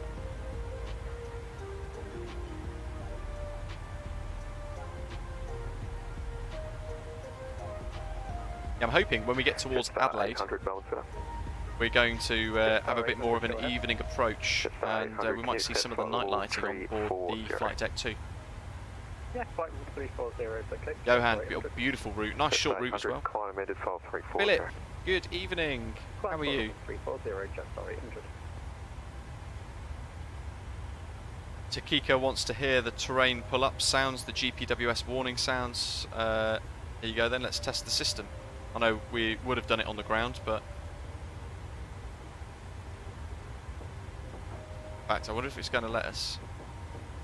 No, it's not going to let us because we're in flight. That's clever. Jetstar 761, sorry about that.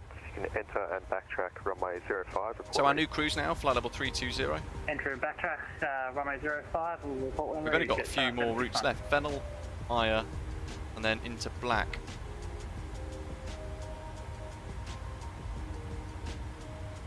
iPad, 4-letter ICAO code for Adelaide, and actually winds are 070 degrees at 14 knots. I don't know if we've got any ATIS available for Adelaide.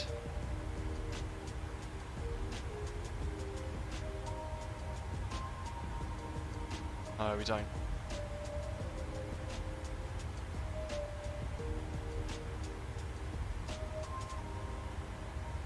But we are only just about halfway, which is nice. We've got lots of time available for us. When we get a bit closer, we'll be given the arrival data and a few other things. Oh, we're about to overtake an aeroplane. Can we see him? He's 2,000 below.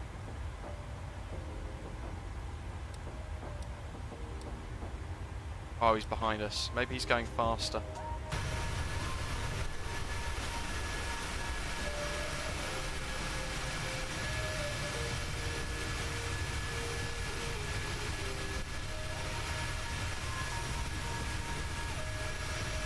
Oh, there he is. I can see his lights.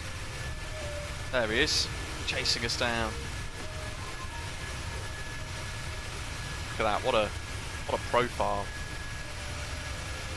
Jay's at flight level 300, so about to overtake us, 10 nautical miles behind.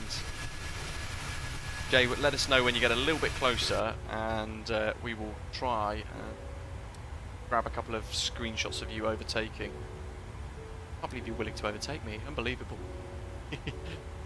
There you go. You're about 20 nautical miles behind, so you've still got a bit of a way to go.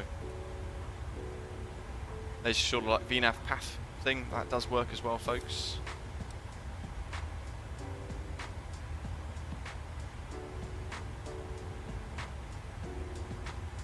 David's saying looks like potentially runway 05. William's loving the livery, and Vitor in Brazil. Good morning to you. Welcome. Jetstar 756, vacate right. Yeah, we've been missing Osprey 2260. Dr. Basil Baby, can you do a tour of all the displays? Vacate right at the Alpha. Which ones? Jetstar 756.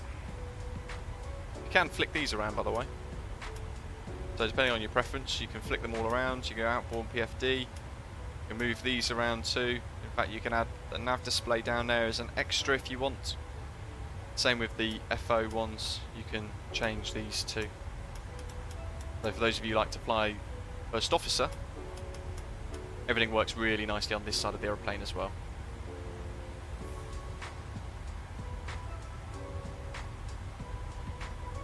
Yep, there's a PMDG 777 coming to Microsoft Flight Simulator in the future, perhaps towards sort of December, the end of this year into next year, and also a 747 as well from PMDG.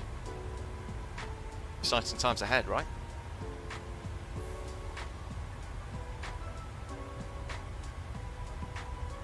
Go max 7.8. Let's do max 7.5, see if we can keep up. Christian McDonald, welcome on board. Thanks for subscribing to the channel. There's that screenshot again. In fact, if I move the camera in a bit more, just make sure that horizon is level.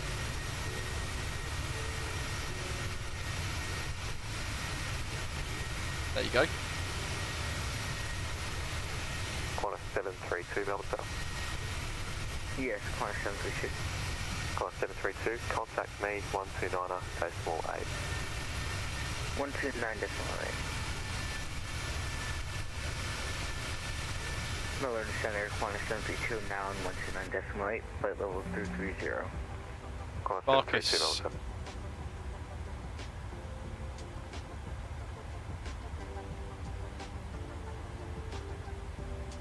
think which where it is now. 761 lined up. It's in equipment, isn't it? Runway 05, ready for departure. Aircraft displays. 761 Adelaide wind 070 degrees 14 knots, runway 05, clear for take. Sounds like 05.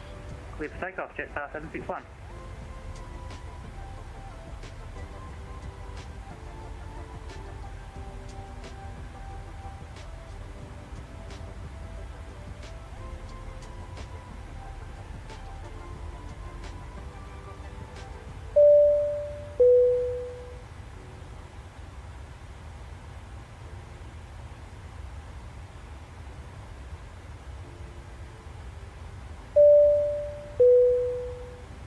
There we go, HGS.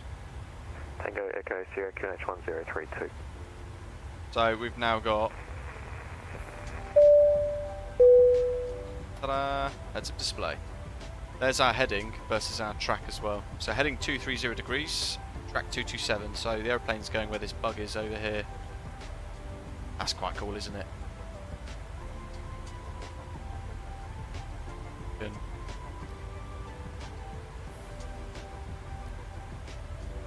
Turn it on to auto brightness, so the aeroplane's heads-up display auto dims itself. Kadu Storm, welcome. Jap Vermeij, welcome. And stay true to the trade, welcome on board. Thanks, you guys subscribing, welcome. Good to have you with us.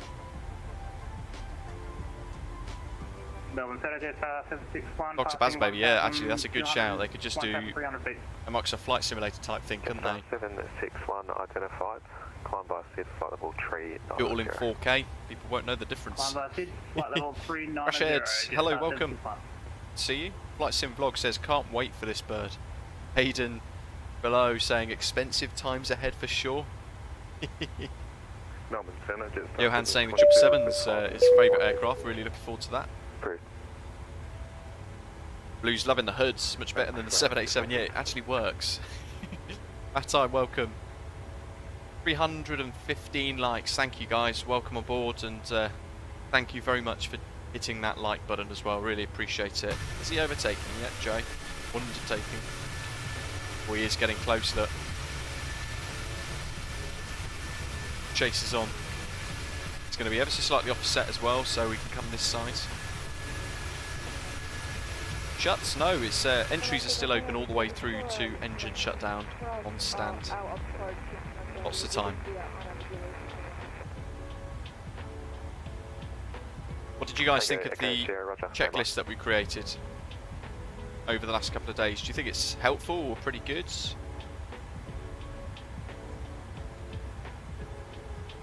Matai, yeah, your boarding pass.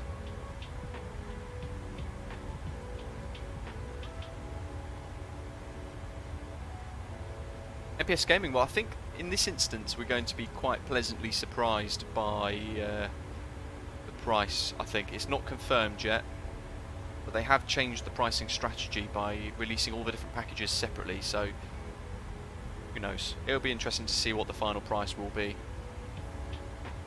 I'm very excited to be joined by thousands of 737s on the VATSIM network though in due course. It's going to be fantastic fun.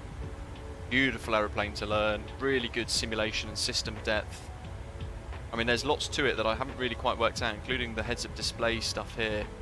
I would have to spend a lot of time trying to work out how this Collins HGS system all works too. Oh, Tillman. Really like the looks of the aircraft. There's also a side of me saying, well, it's no Airbus. I am torn if I should wait for the Fenix. Direct rivet on course, Tough one. It depends what you want to get out of your own simulator experience at the end of the day. If you love an Airbus, then the Fenix is going to be fantastic, I'm sure, but I haven't tried it. I don't know what it's currently like or what stage of development it's in. Having said that, fly-by-wire with the A32NX and the latest experimental branch has got, for free, it's got VNAV, LNAV, it can do automated holds, do a whole load of new complex stuff, so yeah, very nice. So in a way we've got a very nicely highly detailed Airbus anyway. LGC is asking, is it similar to flying the Level Up or the Zebo? I'm not really sure what the answer to the question would be there for that, because I've never flown either of those. This is my first ever 737, as I'm sure it'll be for a lot of you guys watching as well, a lot of you folks watching wherever you are in the world. So all I can do really is say, compared to other aircraft in MSFS, this is the most stable, smoothest experience, frames per second wise. Tango Echo Sierra Melbourne Centre. But it's also the most complex simulation so far too.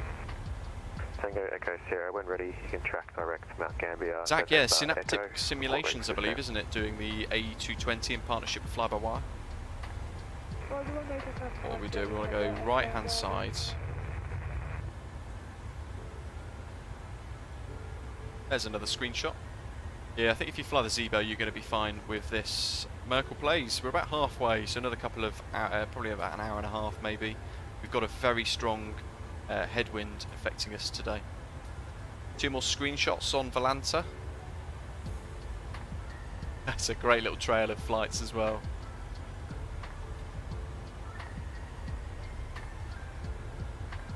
See him, there he is. Going to undertake soon. Theory, yeah, first 737. I feel like I've been able to learn it at quite a nice rate, at quite a nice pace as well. And because of that as well, I'm finding it really rewarding to fly. Fitzy saying this is clearly the best airliner yet to come to Microsoft Flight Simulator. Shuts. I mean, Fitzy, I completely agree with you there. This is miles apart from anything else currently available. They've really set the bar very high with this. Shuts, so I would imagine Fly-by-Wire will focus on the A380 once the Fenix is released. They wouldn't be able to compete with it most likely. That's a tough one, I think. Controlled area on descent. I think in a way, Mount Gambier. Fly-by-Wire are being really pushed by Fenix. So we're getting some significant improvements because of the competition effectively, and vice versa too, I think. Zach, I watch the Flying Fabio sometimes over on Twitch. Maybe once every maybe once a week if I get the opportunity, between work, streaming myself as well and creating video content and things too. But I don't tend to watch too much.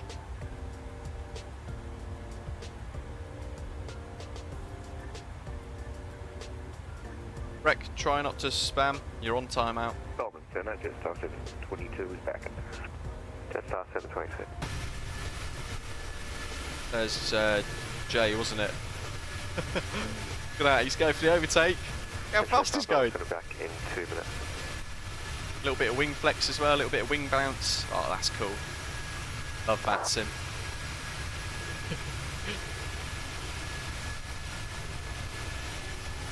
Unknown person, hello. Do you know when it'll be released to the public? No, not sure actually. I'd love to know actually. I would really love to find out. Captain Franco, welcome on board. He's going the other side of the aeroplane, isn't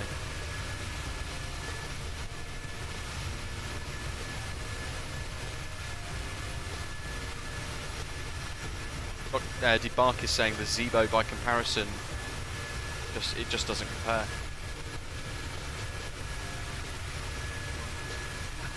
Look at that.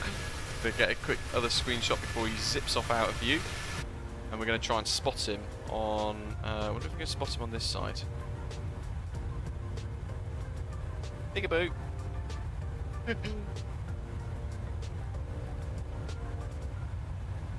There he is, the Jetstar. Going for the undertake.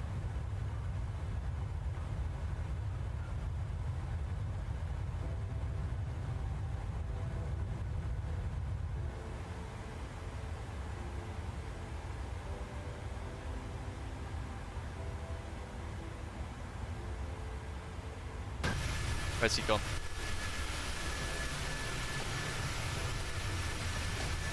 He's already gone past, I think. So in that ilk, let's dump into the flight deck, and we want a GoPro cam. GoPro cams look cool. Oh, look at that red as well. We're going to wait for him to pop out the other side. Look how fantastic that looks. Look at the textures on the dash as well. It's fantastic. Max 7.4, I think, or 7.5 dock.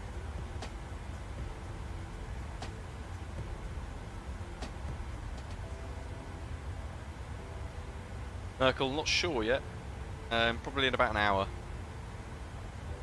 Redmaster, I always get stutters when I move my camera around. Well, I'm finding this, I do in the A32NX actually as well. This one, I don't get any stutters, unless I'm at some really heavy scenery like Brisbane was on departure. Get some stutters there.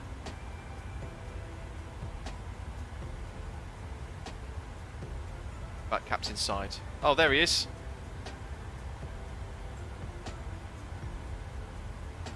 So we go back here. Oh, there he is. That's fantastic. I shouldn't be so excited, but I am. Infinite Flight Australia, good evening to you. I was watching Blue Game and XP stream about the PMDG. They said the Z-boat is definitely better, no cap. Cheers. I don't think they've got access to the MSFS version, so I don't know how they've come to that conclusion. If not Flight Australia. As far as I'm aware at the moment, Hugo Festa, Spanish-speaking YouTuber, huge guy. Flying Fabio, Chewy and myself have got access to the preview version at the moment, so I don't think those folks have got it unless they've said otherwise. I think it's bizarre they can claim that the Z-boat's better when they've not tried it themselves. Yes, See, I've not tried the Z-boat, so it's not fair for me to say. Star clearance, Rivet 3 arrival, runway 07. But I don't think it's fair for me to say. Alright, sir, clearance Rivet 3. That this is better, or this is, or the Z-boat's worse. Unless I've tried both, it's not fair for me to make a decision really. In that instance though, this is so nicely detailed, it's so well simulated, the systems are so deep as well, with how the LNAV, the VNAVs work, the dynamic holding, offset track, the simulations for the way the VORs work, and that beautiful heads-up display. And all of the options as well, 15 or so pages of configurable options of the aeroplane. And that's before you even look at the failures, which is what Dr. Basil Baby was asking us to have a little look at here. If we go to failures all systems, you can turn just service-based failures on. So you know, your oil and things like that need to be replaced with it as well, and you'd have to make sure that the aircraft is maintained effectively. Let's see. Can't go into program there because the list is too long. We go to APU, APU Air and APU Severe, a couple of options there. Automatic flights, so A and B can go in op, AFS can go in op, auto throttle can go in op.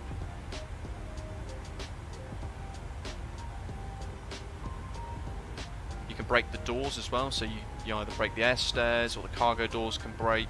2 pages of this. All the doors for the passengers. There's 4 pages. On the electrical program failures, there's 7 pages here. All the different generators and the various types of failures there, just total failures or drive disc, control breaker failures, auxiliary power, external power failures, battery charge and failures and static failures.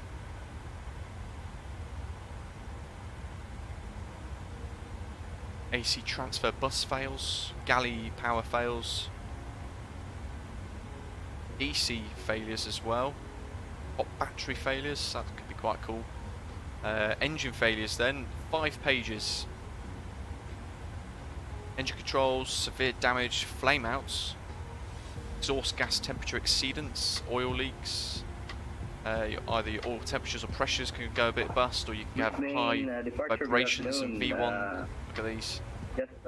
Bursers can break. You wouldn't want to find out that's broken when you're going into Scaffers, would you? Fires. Overheats. 3 pages of fire options here, including cargo fires, lav smokes. Say again. Star 1126, I need you to read back 6 pages of fire protection failures. Alright. Benjamin, do you recommend to buy the 700 or wait for the 6, 8 or 9? Good afternoon again. Again, that's This entirely what you is guys would like to see 1126, in your own leads to simulator. Adelaide, For me, I via think the Sonic 1 700 is an incredibly good place departure, to go and start. Climb flight level 60. Flight instrument failures, 2 pages here. Departure frequency is 134.2 and squawk code is 4242. Jet Starboard 26, thanks. Pushback approved. Page 3, fuel failures, pumps, fuel leak, Pushback approved.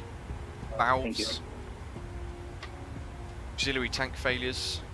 Well, if you've got the BBJ or the auxiliary ETOPS pack added in there, and the same with the hydraulics, 3 pages of different hydraulic failures from complete to overheats to leaks. Ice protection failures as well, there's 4 pages of ice protection failures. Ito heats, probe heats, window heat failure. Look at that. I mean, and this, yeah, they're all simulated. 3 pages of miscellaneous failures, including terrain and weather systems. Clock failure. I wouldn't worry if that got triggered. Navigation. Now this would be a juicy failure, wouldn't it? How about frames per second, GG's asking? Exceptionally good. This is, as I was saying a little earlier a few times, entirely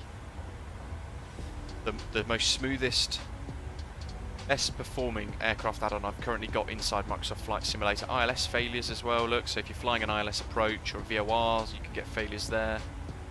Rad-outs failure, that would be a nice one, because that would go bust and you could just work around that. Pneumatics would be a horrible one to go wrong. Relevant bleeds. And then we're on to pressurization. This would be a bad one as well, look at that. 2. Passenger oxygen masks can suddenly deploy, or the pressure hull integrity could fail. And then you've got lots of wheels and brake failures as well, so nose tyre balance, anti-skid valve failures, tyre and brake failures, and also the auto brake failure as well. And that's all of the pages of failures. How about that? Loads, right?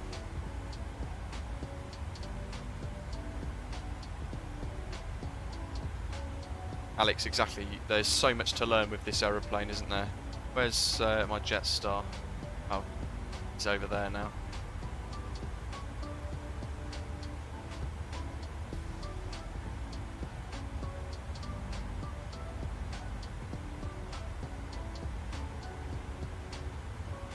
Debarcus, are the BBJs on the 800? I think so.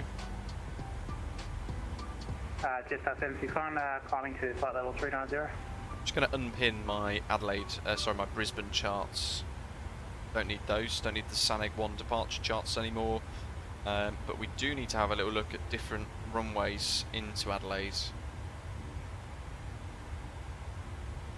So it's going to be runway 05, isn't it, I think? Certainly the longest of the two, 3,100 metres. So we planned initially for runway 23, but I think that's going to change to runway 05, and we've still got quite a way to go anyway. If I show you the charts, you can follow along as I go through my sort of thinking, if you like. So initially planned for an ILS approach runway 23 with a Black 3 Alpha arrival. The winds now in Adelaide, if I just refresh the METAR that I've got here, my pad. Winds are 070 degrees at 14 knots, so that's going to be out of limits for runway 23 for an arrival, because we're going to have a 12 knot tailwind there, which is not good. So most certain it's going to be runway 05. And with that in mind, with Navigraph we can show the overview of the charts, and we were planning that green line, then the dash, that's going to have to change. So we're going to probably use one of these ones here, blue or amber one, or orange one here that's kind of just hidden.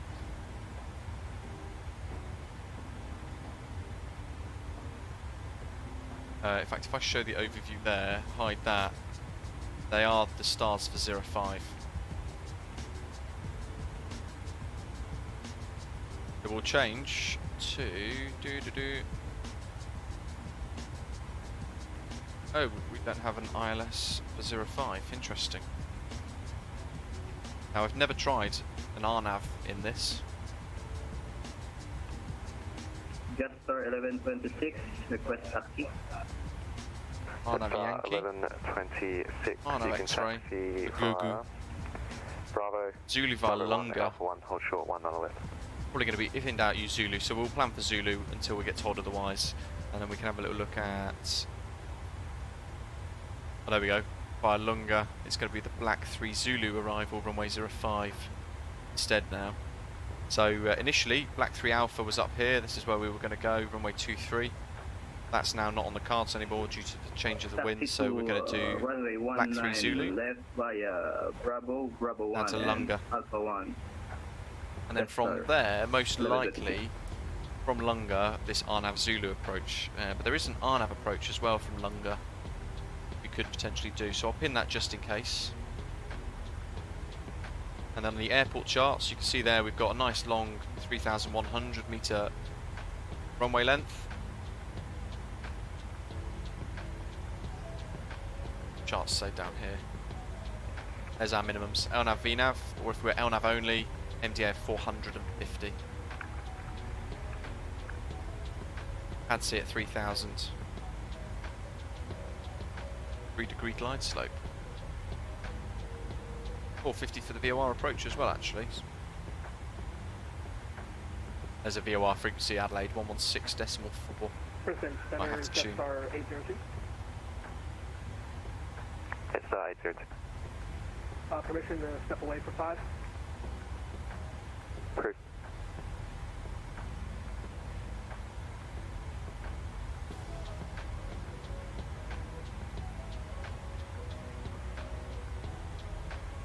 Flight reports, yeah, you make a good point there. Love the feature of PMDG with the failure system that we just went through a few minutes ago. You can activate random failures which will appear like 1 in a 200-hour flight time event.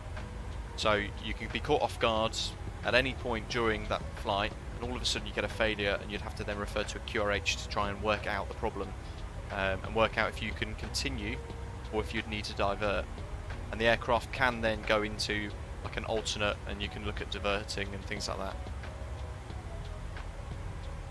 Boeing Business Jet 2 is based on the 800. There you go, Paul. Thanks for that. Someone was asking earlier if the 800 variant has a BPJ, or Debarkis, there we go, asking, and yeah, thanks to Paul doing a quick bit of Googling and research with Wiki, it does.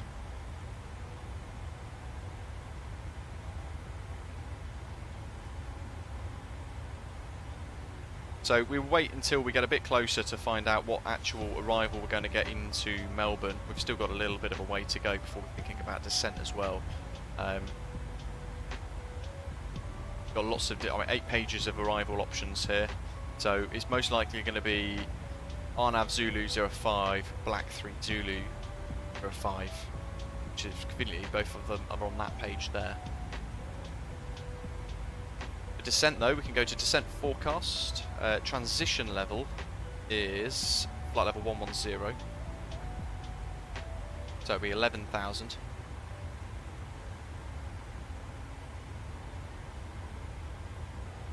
And we can request the winds using our .wx file that I've imported, and you can do that quite easily via the little SimBrief import video that I did the other day about the PMDG 737, so do check that out if you haven't got it. Forecast uplinks ready. Let's load in 3 different levels for weather data there. We'll execute that like so.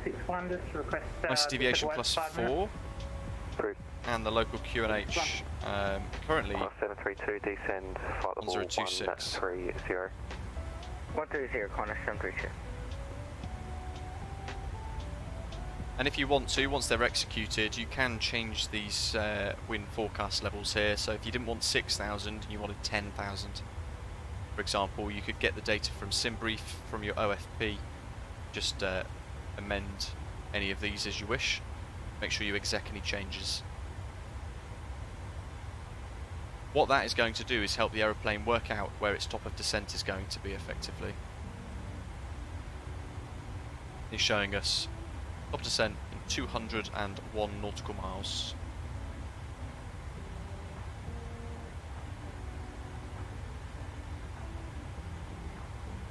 Brisbane Center, Jetstar 802, back with you. Alex, welcome on board. Thanks for subscribing to the channel. Jetstar 802. Olinks off for a beer. Duty free.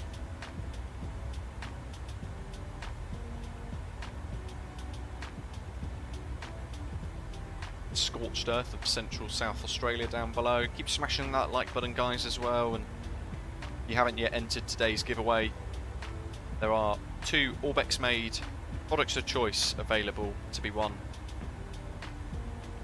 We'll be drawing 2 winners, and each winner will win 1 of those products. So all you've got to do is hit subscribe, and then after that answer the following question correctly in the live chat. In December 1997, the first Boeing 737-700 was delivered, but who was the launch customer airline?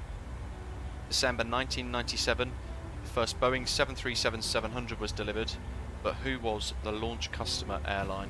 You've only got to answer once, and Nightbot will record your entry there too. Almost a 400 likes, fantastic. If you are in the background as well, perhaps watching for the first time and enjoying it today, please do consider hitting that subscribe button while you're here as well. Brisbane departure, Jetstar 1126, holding short at runway 19 left. Jetstar 1126, runway 19 left, clear for takeoff. Robot, PMDG 737, Phoenix A320 or Flubber A380 if they're all the same quality. So, oh, that's a hard one to answer. I'll probably say this. Probably say the 737 because we've already got an A320. I wouldn't need necessarily a second. Flubber A380 though would be tough, but I think you'd be quite limited with the route availability. Attention aircraft, Adelaide, information Bravo. Now current changes, wind 080 degrees, 12 knots, information Bravo.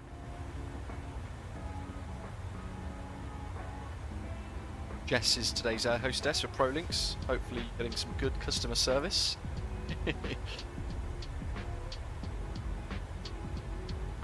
Long way from home today, Jeff, indeed. And thankfully the air's smoothed out a little bit too. Sanford Breeder, welcome. Hope you're okay.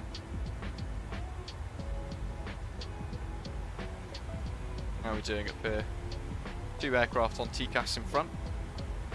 This is the first time, potentially, if we keep the ATC, we're going to be heading into an airport with air traffic control online.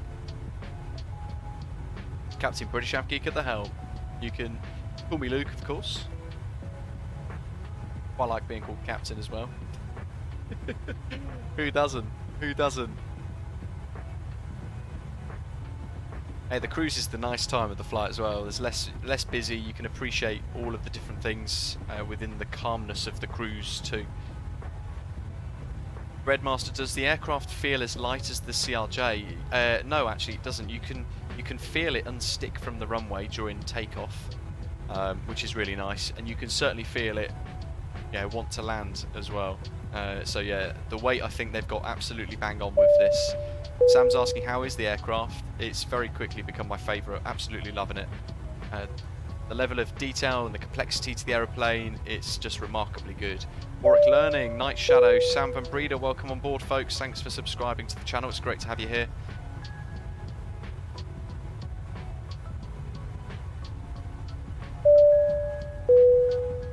Actually, 8 is now live for Adelaide, it's going to be 05 indeed, awesome. Keith's loving the wing views, good to hear. Mohit was asking, what is it like to trim? Very nice. The trim wheel is missing the sound noise at the moment, but this is still an in-development preview version, of course. So there are a couple of things like the trim wheel noise that we won't hear clicking and sort of as it moves around. But trimming is quite nice. Double Face Official, welcome. Thanks for subscribing as well.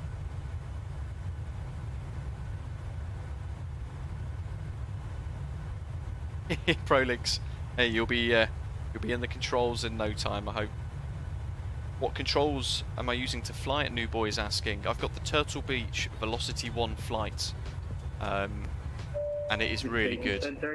A very nice yoke system, really good for throttle kit. But it's also got the general aviation throttles as well, for those of you like a little bit of GA every now and again too. And it's got a actual trim wheel which you can rotate and spin. which is fantastic. It's a really nice bit of kit actually. I can really recommend the Turtle Beach Velocity 1. 26 identified. Climb via SID flight level 320.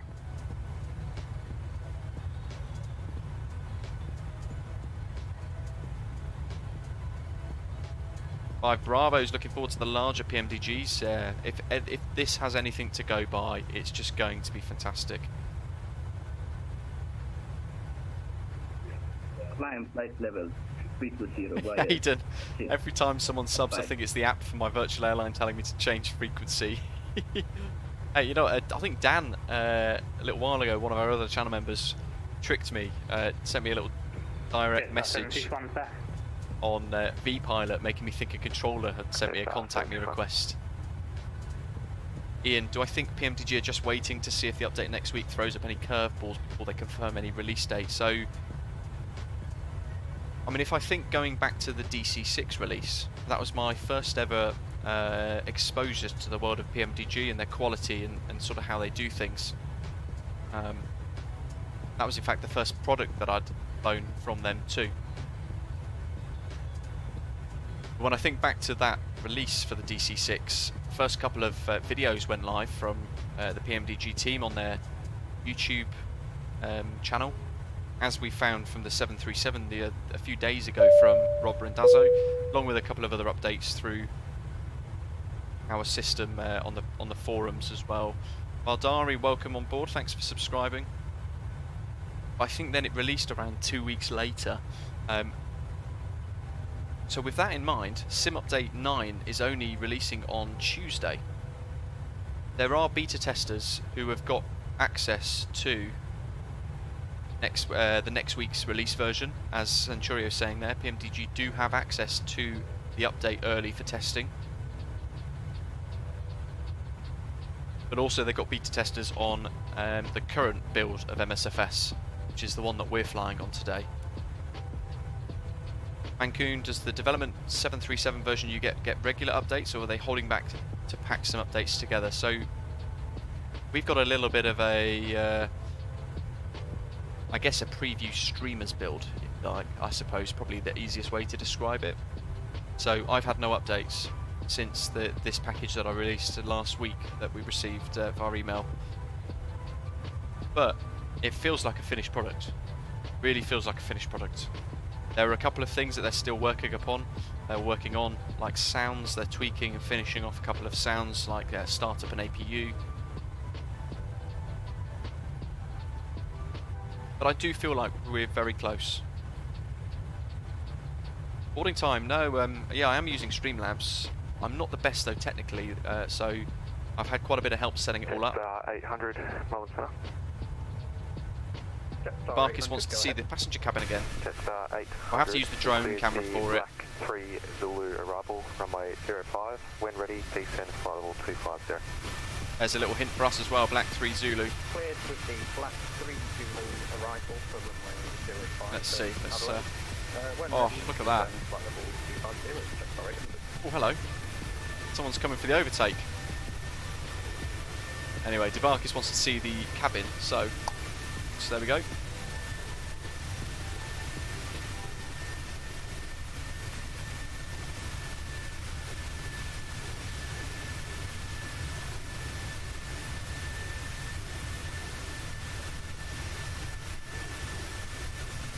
Hope you don't get nauseous or seasick. Become a little bit turbulent again.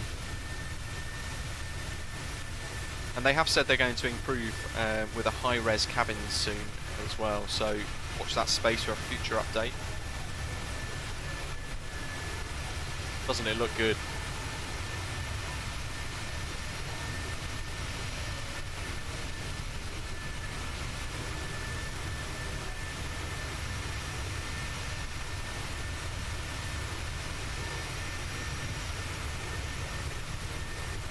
Robot saying, why are PMDG just doing Boeing aircraft and Aerosoft Airbus? Good question, I don't know. I think it's just the way they've gone out and perhaps paid for the license from Boeing for these aeroplanes, so it does make sense. Unknown person saying, out of all the new freeware projects being made, what would you say is going to be the most realistic? Do you mean add-on scenery, or do you mean aircraft? Jordan Lords, welcome as well. Hello to you, saying hello in the live chats. A little further up there, welcome. Sorry I missed it just before. Sim Travel, hi. Hope you're well. Jonathan's just touched down in Gatwick. Hopefully, was it the Any Builds Gatwick or the MKVY?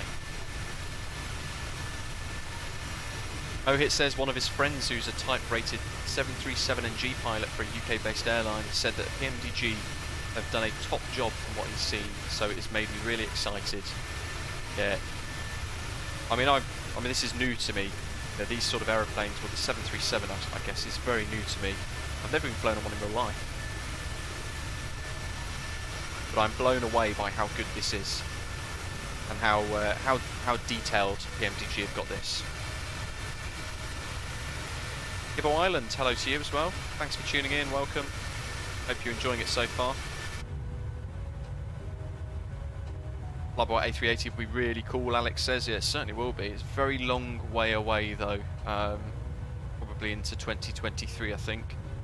Jonathan, very nice. Dropped in for a config 3 landing into Gatwick. Minus 245 a minute for his landing there. Very good. Brian, is there an AIG installation reversible if it affects my performance? So if you've installed it into, say for example, your D drive, and you're using something like add-on linker to enable it, you can just disable it. Jeff, I love the irony of it, right? Virgin Blue, and it's a bright red aeroplane. I'd love to know the reasoning behind that, actually. Okay, well there's our top of descent looking, 80, 90, 100, call it 100 miles. You've already heard the aircraft ahead of us get given an arrival, so we're going to assume that we've got the same. Arnav Zulu. Correction, course 732. Let's give you vectors now. Turn left heading 36. Back 3 Zulu, dot 05. Left Via Lunga. 3000, corner 732. Going to compare that against our Navigraph nav data just to make sure that we have got the correct elements to this. So Black 3 Zulu, like so, dot 05 for runway 05, which is this bottom line going all the way to Stanson Lunga, and the transition is from Lunga onto Arnav Zulu 05. So that's exactly what we want. So let's X-circuit. Check the legs page just to make sure we've got no discontinuities, and we'll also check the actual waypoints against what we have on the charts too. So we can see Black, Stanza and Lunga.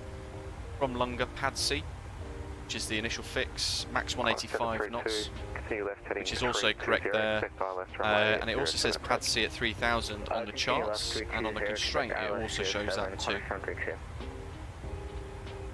Pads F, 150 knots. Pads M, which is then pretty much the threshold, runway 05, like so. 02, cleared Black 3 Zulu arrival, runway 05. When ready, descend flight level 25. There's our forecasts for our descents. Cleared Black 3 Zulu approach. Our wind forecasts. 128 nautical miles to top of descent there. Jetstar 802. What we're going to do as well is tune the Adelaide VOR 116.4. Pop that into the active box. And I'm going to put a 10-mile fixed ring around, because I know 10 miles is pretty much where Pad C is, so I want to be turning on to finals at that fixed ring. And it's going to be a fixed ring around the AD VOR, Adelaide. VOR DME Adelaide 1164, and that matches as well. So in it goes, and we're just going to go /10, just a 10-mile radius fixed ring. Like so.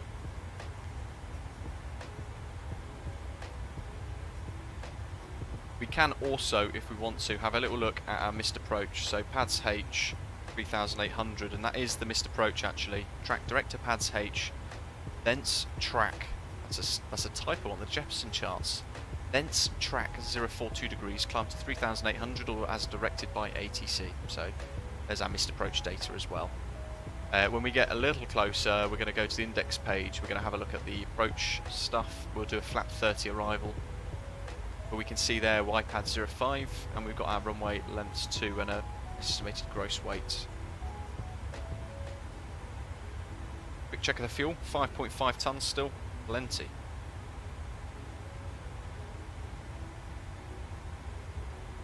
Oh, Josh, there you go. So this is why the Virgin Blue aircraft is painted red. Virgin Blue with the red plane equals, in Australia, a red-haired boy is called Bluey.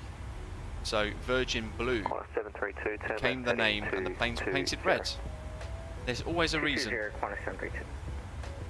Murad, hello to you, greetings. Could you please tell me if you tried the famous add-on of a Boeing 737-800 on X-plane, the Zebo, and if any difference? So I've never tried it. I don't have X-plane 11 either. Really enjoying Microsoft Flight Simulator. 1388, Melbourne Centre. Last message, Fossey 1388. Fossey 1388, cleared black 3 Zulu arrival, runway 05. Maintain flight level 320, report ready for descent. Cleared black 30 arrival, runway 05, maintain flight level 320, Wilco, velocity 1388.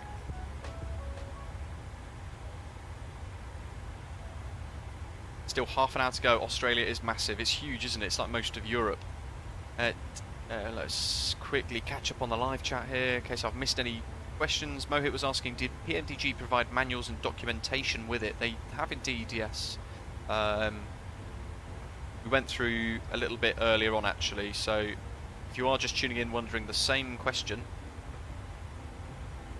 I've created a 2-page checklist which I'll release for free next week over the next sort of, Monday, Tuesday, Wednesday, probably Monday. It will be available to download when the first of 3 tutorial videos will go live for it too. Hopefully you like the look of it and find it really useful. But PMDG have also added in this 120-page introduction to the aircraft, including all the configurable options and things like that too. And this section here, that we were discussing actually when we got a boost climb request from the beta team, with a couple of tips and tricks about what you want to know.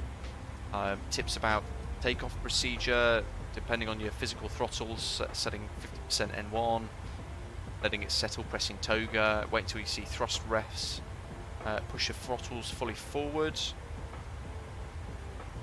The APU can run while airborne. It's required for ETOPS legs, but be aware there are altitude restrictions for starting the APU, though it will run at higher altitudes. Class 732, turn left heading 160. Don't forget to press the mic button on the ACP below the radio's panel corresponding to the radio you want to transmit on, or no one will hear you online. Yes, it's modelled that closely. There's lots, all the different customization or customizable options with the aeroplane here as well, including your state saving, so you can pick which one you like to just spawn in as straight away. And a quick Google found me quick reference handbook, including all the quick actions should something go horribly wrong during a flight and we've got random failures connected. While we're here actually, we are approaching top of descent, so what I'd be doing now on page 2 is working to start this section of my checklist. So arrival and weather data obtained and set. We've done that because we've just been given our arrival data, but what we're also now going to do is tune 1345 on COM2.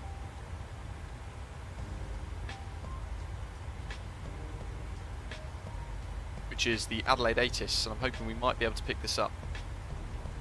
345. Class 732, turn left 10 degrees. Left 10 degrees, 1732.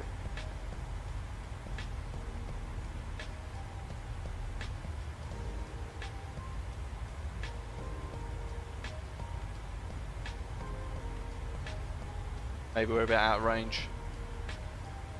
That's fine. The latest ATIS anyway at Adelaide is information Bravo. Expect RNAV approach 05, wind 080 at 12.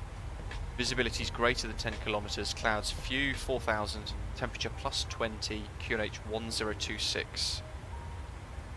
Class 732, turn left heading 100, cleared ILS 07. Report established. Left 100, cleared ILS 07, report established, corner 732. So destination weather obtained. Landing altitude is set. We know it was about 10 or 20, wasn't it? So the closest we can get is 0. Select 0. Radios are set. We've now tuned the Adelaide VOR 1164 and we've put it into the active box as well. Osprey 490 Melbourne Centre.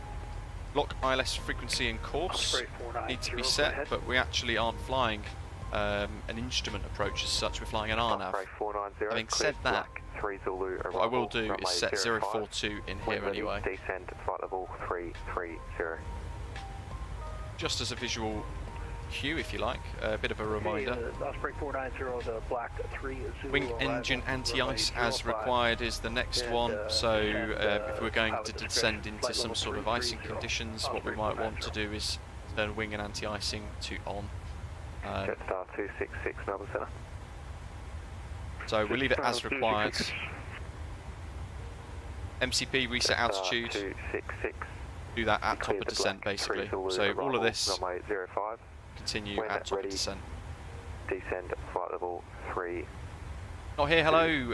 Aside from your channel, where would you say the best place to stay up to date with MSFS 2020 news is? I can't keep up with all these releases.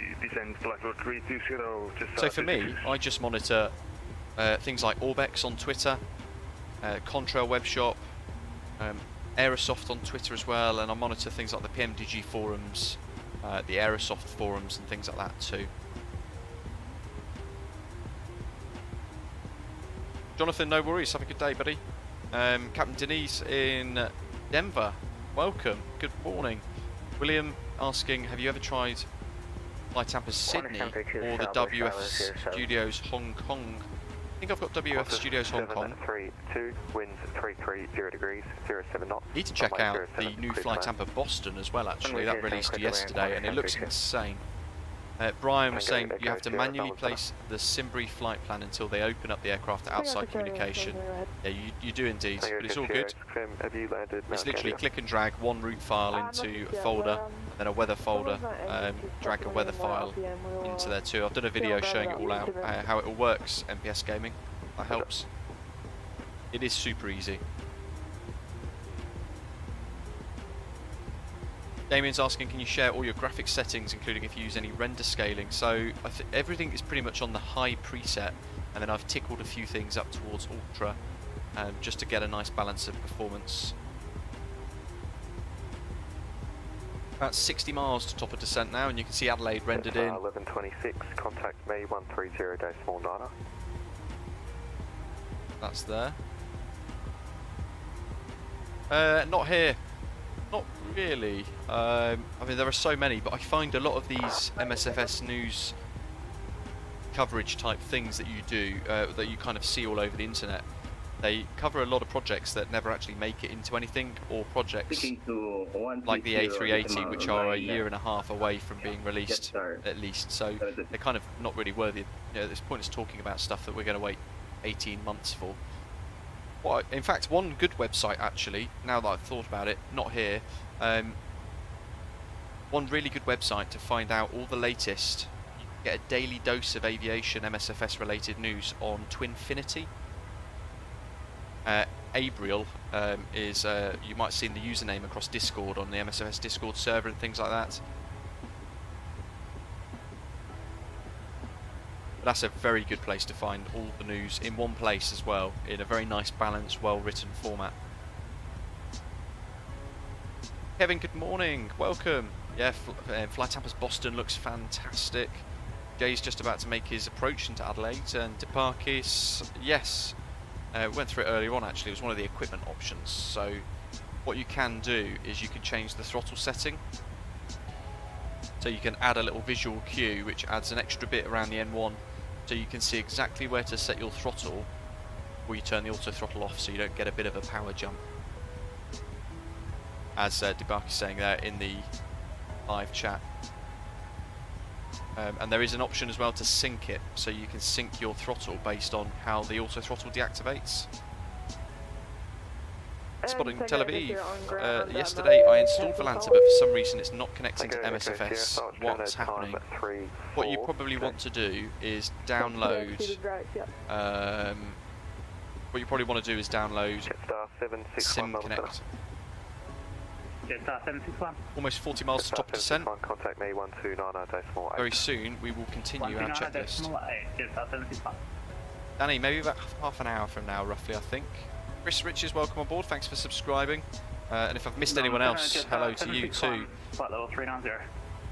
Jetstar 7. Keep smashing that like button as well. We're almost there.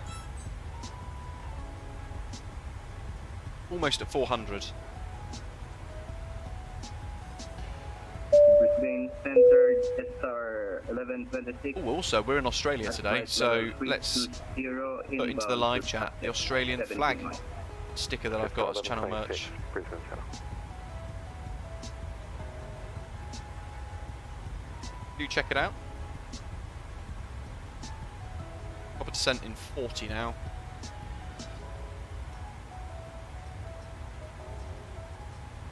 Qantas 732 vacating runway 07 on Delta. Qantas 732, vacate left Delta. Very tempted to just increase the time of day a little bit so we can get towards sunset near Adelaide. I'm not sure what time it is actually, to be honest. Golf, right Bravo. What time it is sunset in Adelaide? I'll have to Google that, I think. Pilot stood, Brandon, hello, welcome. How's the PPL going? Well, this has distracted me somewhat, if I'm honest. At the same time, I was supposed to be flying on Monday to do my first instrument flying VOR lesson stuff. Sadly, I've had to cancel it because I've been called into work, but I've got a lesson booked for next week, so looking forward to it. I need to smash through the exams though. I've really not got through some of these exams that I need to push through as quickly as I probably should have done.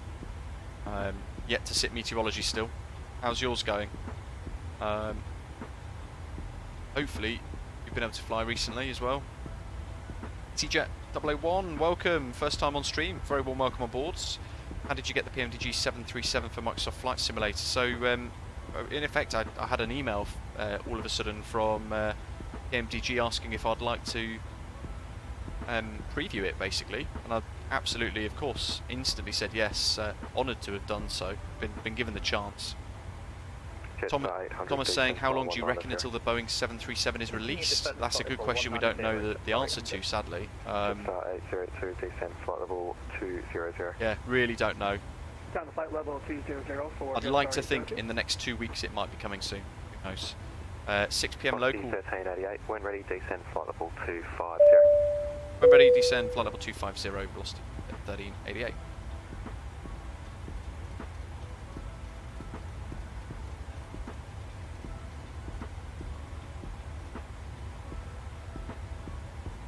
Interesting. Maybe our top of descent was a little bit off.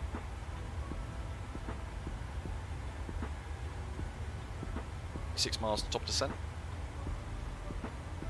Maybe not too bad. Brian, absolutely. Yeah, thankfully we're going into a good time of year, Brandon, for flying now.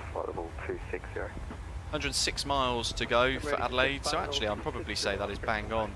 So, final checks pre-top of descent from my little checklist that I've created then. MCP, reset altitude, we've got set initial descent to flight level 250.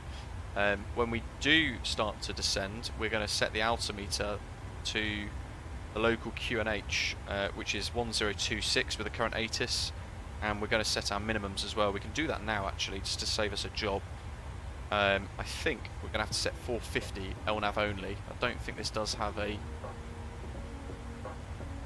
RNAV, VNAV element, but who knows. That could just be the fact that I don't know myself. Jetstar 266, say again.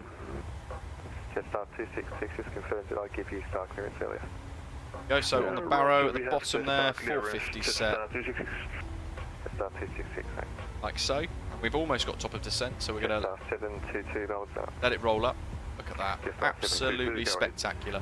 Jetstar 722 cleared black 3 X-ray. Oh, Graham, it was a couple of gig. Arrival, runway 05. Maintain file 320. And that's it.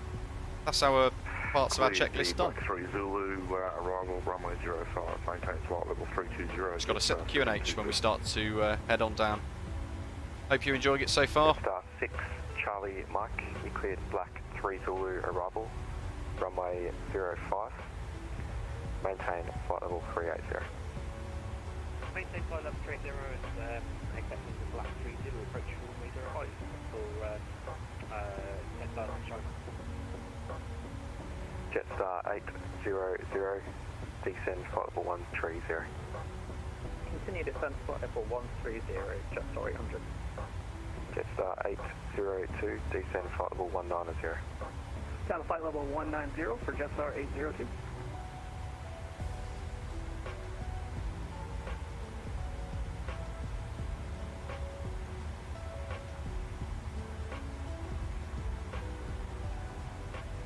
I think there's every chance when we do get towards Adelaide, the sun's going to be coming down. Dock on board, stay on VNAV. Instead, click speed intervention to fly at your selected speed.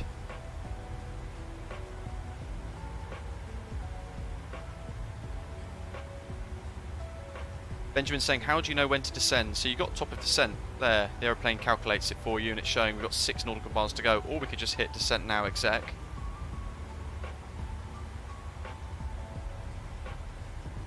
And the aeroplane will now be working out VNAV path.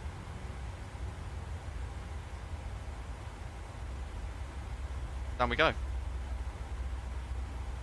Jetstar 266, when ready, descend flight level 270. When ready, descend flight level 270, Jetstar 266. Speed intervene. There you go, nice little tip from Doc. Jetstar 722, when ready, descend So, flight level now 250. we're going to do local pressure, which is 1026. That's set. And we're going to reset standard for now. So all we've got to do when we go through transition is press the standard button to flick it across again. So with VNAV, as Centurio's saying there, the aeroplane will get to top of descent and it will then... Aircraft Adelaide information, Charlie is now current. Change wind 070 degrees, 7 knots. Temperature 19, Adelaide information, Charlie. There we go. So we've got a bit more of a crosswind for us now. Is this real time, John? No, it's not. Pitch black in the middle of the night now in Australia, sadly. But we get the sunset. DT's plane spawn. Sorry, I'm messing up with your. I'm messing with your time zone there. But it looks even better, doesn't it? As you're going into sunset now. Look how spectacular this looks.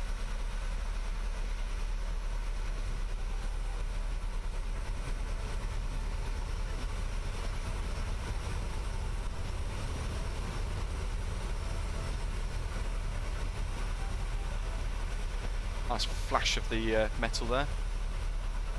Josh is indeed, yeah. Got high QNH today though, so we're looking at transition level of flight level 110 today. MPS Gaming, thank you very much. Yeah, I'm going to be dropping 3 tutorials for this beautiful aeroplane when it does release. 800, descend. Before it releases, rather. Monday is going to be tutorial number 1. Look at that. Descend by the start. You hear the engine noise? 9,000 feet, Jetstar 800, QNH 1026.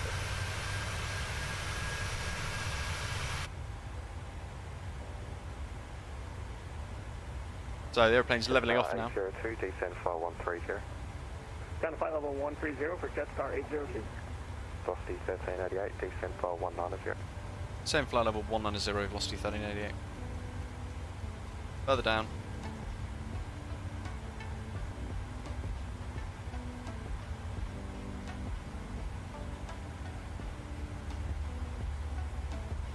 In the Boeing, Doc says you can preset the QNH on Boeing without switching between standard and QNH. Yes, so when you pass through the transition, it should change for you. But when we get below flight level 110, we'll be just given altitude in thousands of feet. We'll just come out of standard for now as well.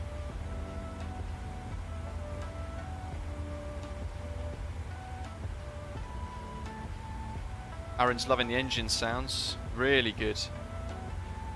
DT's plane spotting, how's the handling? Has it improved compared to MSFS other aircraft? And in terms of handling, any comparable to the Zebo? So, Zebo-wise, I don't know the answer to that because I haven't flown it myself.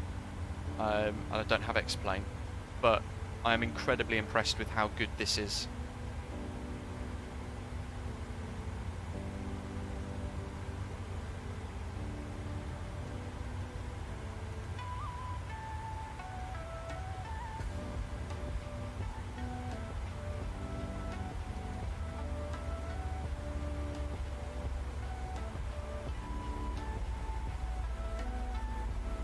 Jetstar 266, descend via star, flight level 190. Oh yes, you can scroll. Oh right, yeah, like that, and then it comes up in a bug at the bottom. Osprey 490, descend via star, flight level. Yeah, you know what? I keep forgetting that inside the is inside the 787, isn't it? I keep forgetting that too. Right, so minimum set, altimeter's now set. 800, descend Approach, via star, we've 5 reefed Delta. the approach. It's going to be an RNAV runway 05 approach into Adelaide. RNAV Zulu runway 05. Pad C from 3000 and a 3-degree glide slope. Pad C's at about 10 miles from the Adelaide VOR. Missed approach wise, if we do have to declare a missed approach or go around for any reason, we're going to track direct to Pads H, which is 042 degrees, and we're going to track 042 degrees to 3,800 feet, or as directed by ATC. So missed approach altitude that we need to reset on the box will be 3,800. Descend at 3,000. Cancel speed restriction from Lunga, cleared RNAV Zulu, runway 05 approach. Descend to 3,000 feet, cancel speed restriction. We're going to go auto brake 1, really nice long runway for us, and the terminal is also at the end. So Jetstar 802, descend 5. we're going to go all the way to the end and then vacate left of Bravo 2 to the domestic terminal. So we're going to go standard pressure. LA QNH 1026. QNH 1026 for Jetstar 802.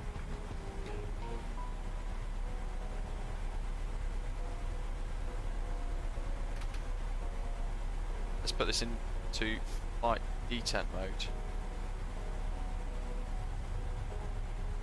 There we go.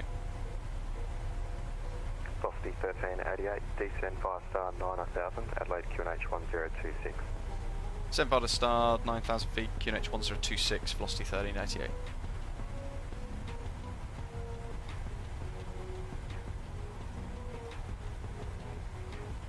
Let's get a bit of flight detent action, look at that. Descending with a bit of speed braking flight detent.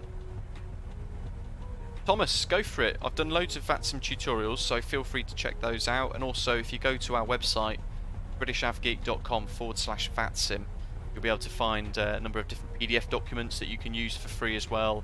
Help you with a little bit of radio telephony and that sort of thing.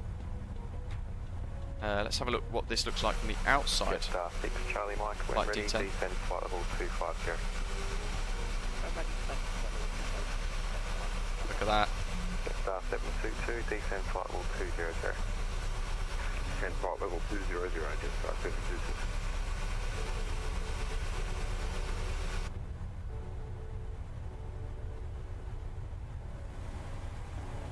Yeah, velocity call sign on VATSIM velocity. Yeah.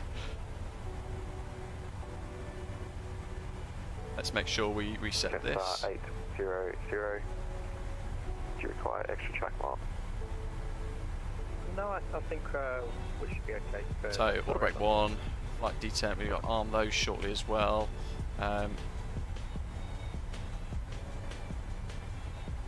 That's all looking okay. We're going to set lights and things as required.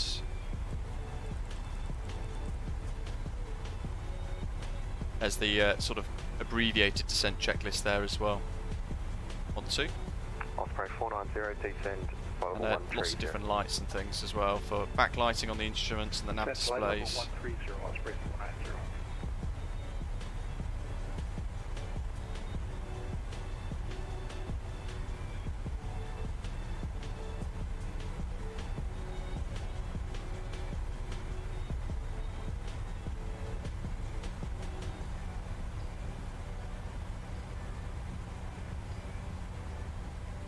Jetstar 802, descend via star 3000. Descend via star, flight level, or 3,000 feet, Jetstar 802.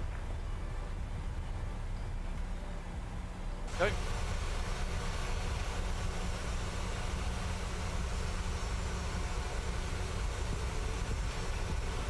Yeah, not everybody's perfect on VATSIM, and part of the process is just learning, getting confident with it, learning what to say and how to do things. Oh, look at that. Little reflection as well. How's that for a screenshot, folks? Pop put that on Volanta as well. I'll put that to 1388, descend 5 star 5000. descend 5 star 5000, velocity 1388. Osprey 4990, descend 5 star 9000, Adelaide QNH 1026. Set by the star of 9000 and QNH 1026, Osprey 490.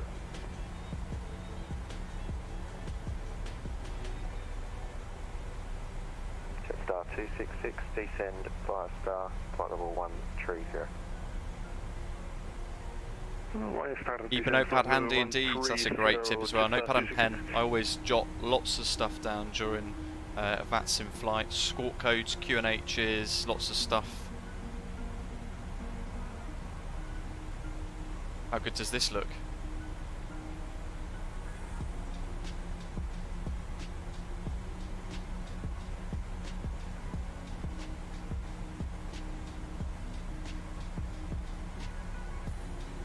Let's go to standard pressure. We'll come off that into local pressure, I should say.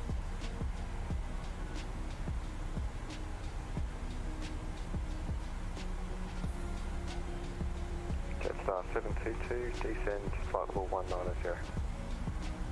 Descend flight level 190, Jetstar 722. Jetstar 6 Charlie Mike, descend flight level Look how 200. spectacular that look. Just, it's so nice. It's such a fantastic aeroplane. Cabin's depressurising nicely there as well. Velocity 1388, descend 5 star 3000. Descend 5 star 3000, velocity 1388. Jetstar 802 from Lunga, cleared RNAV Zulu, runway 05 approach. See what this calculates us to be. From Longo, cleared our nav 05. Go 4,000 for now. Drop down 3. Jetstar 800, confirm established. Rotating in a second, Jetstar 800 will call you back. Roger. Gary, so could I. Yeah, absolutely. And you know what? It's completely normal to have that little bit of nerves when you are starting on VATSIM for the first time. It's a little, you get a little bit of a. Checking your star clearance is available. Jetstar 761. Oh right, you guys wanted Limit 3 arrival, runway 07. When ready, descend flight heads level up display, 1, didn't you? 3, The approach. Kevo is asking how are the frames. Is it forming wise? It's about the same as the Flabberwire A32NX. Personally, I find it a lot better.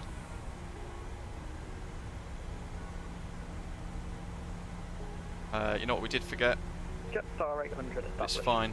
As long as we remember now, we're going to go Jetstar 800. 30, Wind 134, 0, like 7, so. 0 degrees. 134. Runway 05, cleared to land. Cleared to land, Jetstar 800. So threshold speed 134, 39, adding the 5.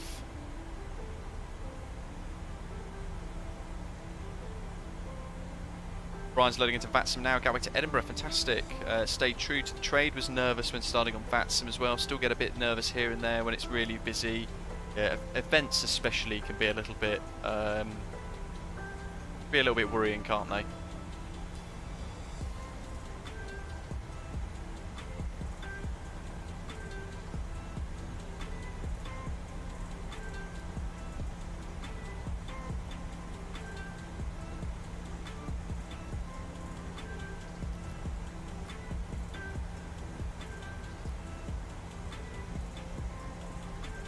Yeah, interestingly, I can't dim the heads-up display. It's on auto. That's fine. You can see it all clocking down anyway, and effectively I will probably get rid of the heads-up display for final approach, because it is quite bright. Osprey 490, descend 5 star 5000. See the aeroplane in front of us as well, look. And our first glimpse of Jetstar 266, descend Adelaide. 5 star 9000. There she is. Adelaide QNH 1026. Started descent 9. Well, it's a sim. We've been live for 3 hours now. Welcome. Jetstar 722, descend flight level 130. We'll keep the giveaway open as well for a little while. 130, Jetstar 722. Jetstar 6 Charlie Mike, descend flight level 140. 140, 6 Charlie Mike. 230 speed intervention. Keep going down to 3.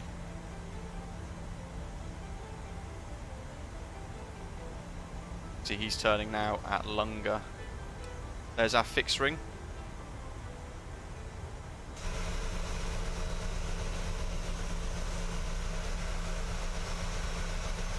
Yeah, it does look good, doesn't it? Yeah, first wings for VATSIM newbies is a great event.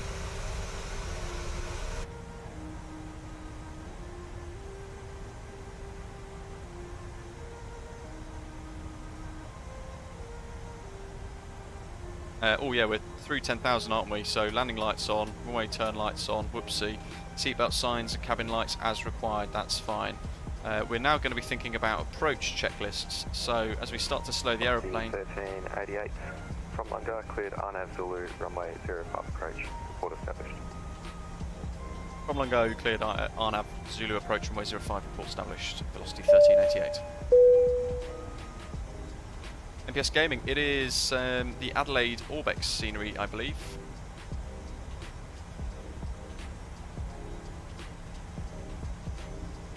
So, nav course frequency set, we've got VOR 1, which is Adelaide, and we've got an inbound RNAV approach course of 042, which we've added into that course box anyway, just as an additional thing. Jutan Gaming, thank you very much, welcome. Ah, Debarcus, is it here? Oh yes, look at that.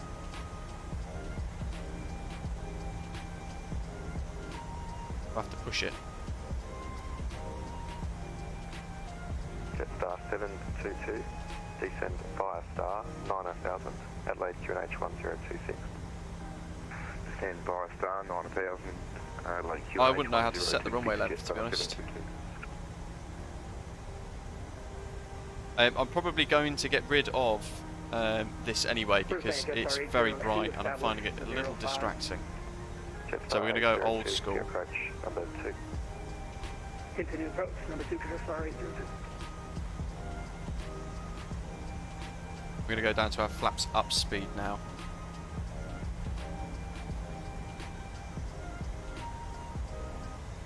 Let's get rid of the music. No good when you want to hear the engine. Jetstar 1126, can I request 1000 above, speed brake, arm. ILS 23 approach on a Black 3 Alpha. Auto brakes, check set 1. And speed is going to be in limits. We're going to put flaps 1 out shortly. Got the remainder for today. Jetstar 800, right turn Alpha and stand choice clear. Right turn on for Alpha and then standard choice. Thank you very much. Jetstar 800. Perhaps I don't have any 02, wind 070. Adelaide scenery then. Runway 05, clear to land. Cleared to land, runway 05, Jetstar 802. Osprey 490, descend 3000 from Lunga, cleared RNAV Zulu, runway 05 approach. Let's go flaps 1. Okay, down to 3000, cleared RNAV Zulu 05 approach, Osprey 490. Jetstar 266, descend via star 5, correction 3000.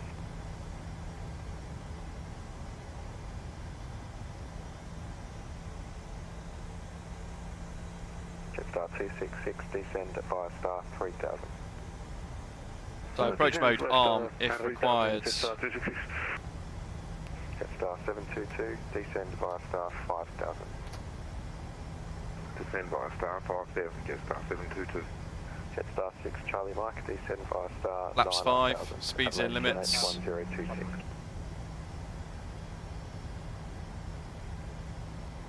Jetstar 6 Charlie Mike, descend via star 9000, QNH 1026. Flying of RNAV approach. LNAV with glide path, wow. I don't know if... Velocity 1388, reduce 150 knots away.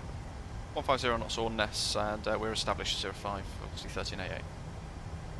Velocity 1388, 5 miles behind Jetstar A320, number 2, you approach. Here we're visual with traffic, velocity 1388, number 2. Gear down. Go flaps 15, Aussie Bandit, let's hope for butter.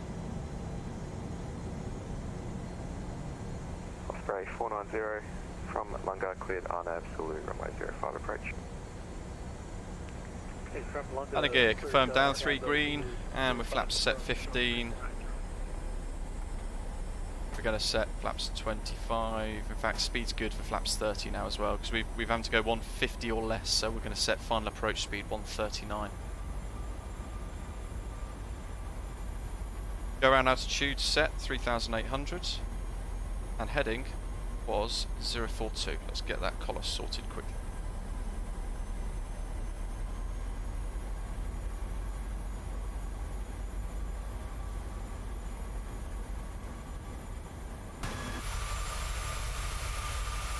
Oh boy, look at that.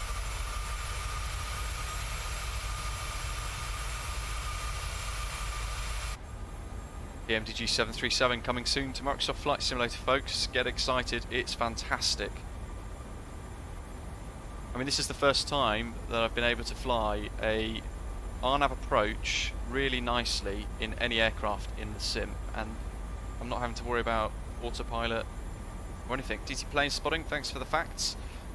If you had, by the way, auto, if that said off instead, at this point you would turn both ignition modes onto continuous as well.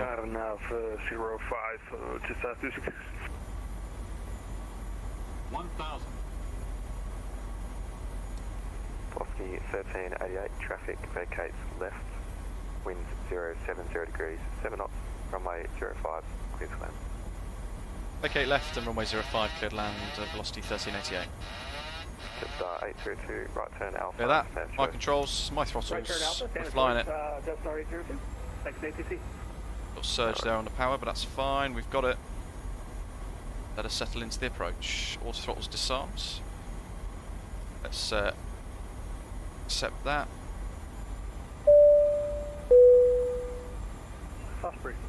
Keep smashing that like button, folks. Osprey 490, runway 05, continue approach, 7 miles behind B, Boeing 737. Hi, hello! Approach, Osprey 490. Minimums. Continue.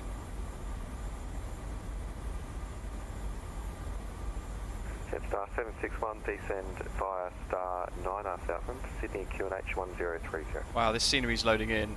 Whatever it is, I think it's a Paywest scenery, and it is taking a long time to load.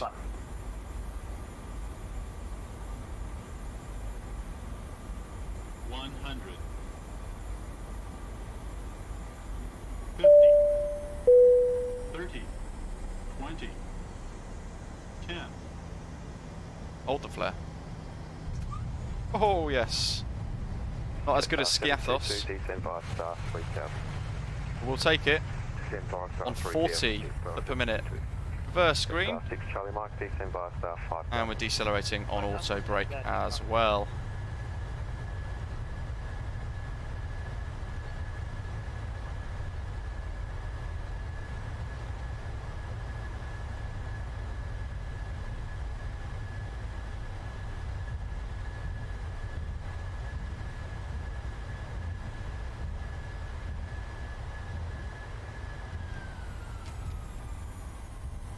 Go on, boss, Kai says. Love it. I've not done a smackdown yet in this, and I absolutely love this 737. It's fantastic. We'll vacate Bravo 2 like they do in real life. No flipping landy glitch. No, we've not had one yet.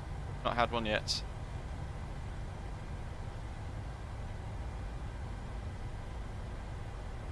Touchwood. He says that next time it's going to be all flippy 67 barrel rolls. Aaron, thank you, buddy. Nailed it. Osprey 490, 737 vacates left, runway 05, clear to land. It is a scenery, but it's another Orbx scenery, and performance is a little bit naff. 1388, taxi Bravo 2, Bravo 1, stand to escape. Bravo 2, Bravo 1, standard choice, velocity 1388, thanks to the ATC.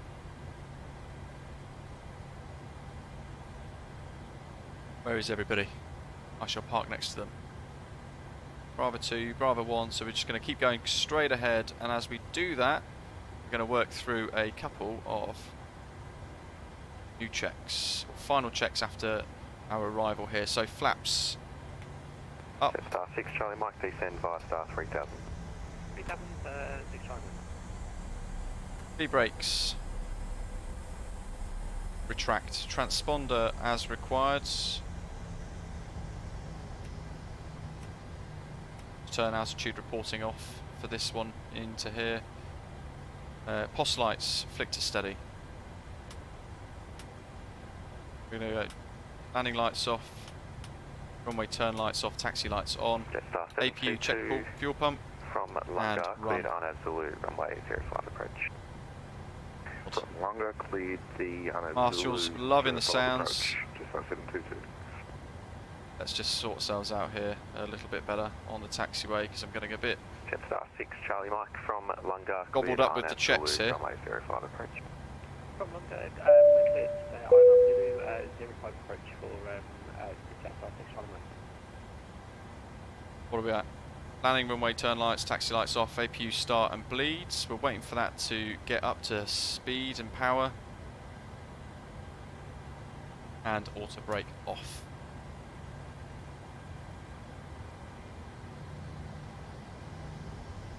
We can turn at this point. Probe E off. Anti-ice as required, it's all off at the moment. And engine start switches, if you've got it says off instead of auto and therefore you had it on continuous, what you would do is turn it onto the off position. APU bleed on.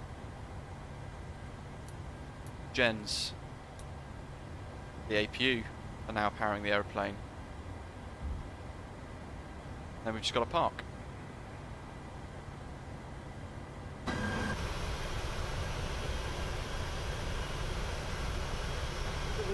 Jetstar 631, good evening. Request IFR to Sydney.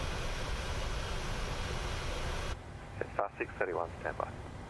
Jetstar 266, wind 070 degrees, 7 knots, runway 05, clear for land. Clear to land, Jetstar 266. Jetstar 761, descend 5 star 8000. Descend 5 star 8000, Jetstar 761. Got here, let's go, stand 22 left. Vacates. So, Bright Alpha taxi lights off, Kilo standard choice. APU gen set on and check. So what we can do just here, click that across and we can see that we are generating power just as we start to now turn in onto stand. And we just got to park up now. Osprey 490 FM. Yeah, right. Thanks so much for the ATC, appreciate it. Crash, hopefully we're not going to be waiting too long for it.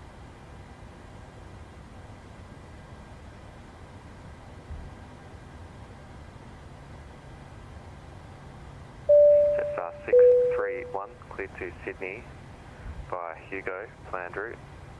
Brisbane 4 departure, runway 19 left. JC Logan, welcome on board. 6,000, squawk. Thanks for subscribing. 7 departures, 134. Question is, do we have a 737? There we go, there's one here. The nose wheel was about there, I think, I guess. Part brake set. Hey Jay, no problem. Just check our accuracy here with the parking. Jetstar 6 Charlie Mike, reduce speed 150 knots. I want to hear some exterior sounds of the engine spool up.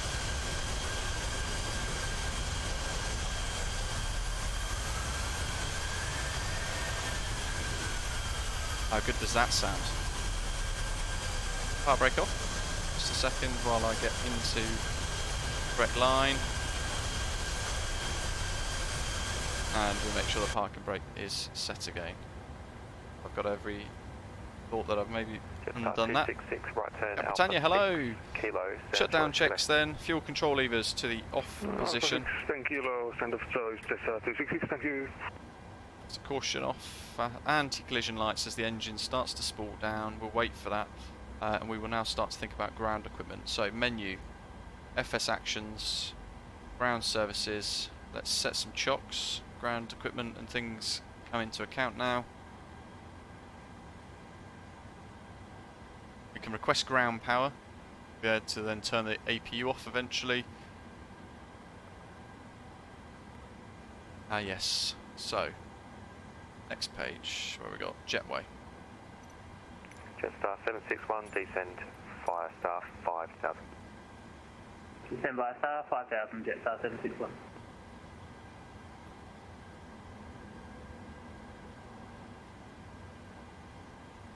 And turn the anti-collision lights off now. Dome lights. There we go, look at that. James, hello, welcome. Thank you very much for subscribing to the channel. Hope you've enjoyed it so far. 722, runway 05, clear flight. Right, so what we can also do, we can go ground services.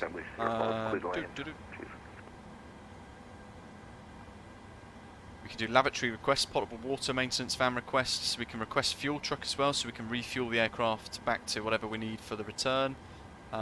We need to open the doors, so we're going to go doors, open, left.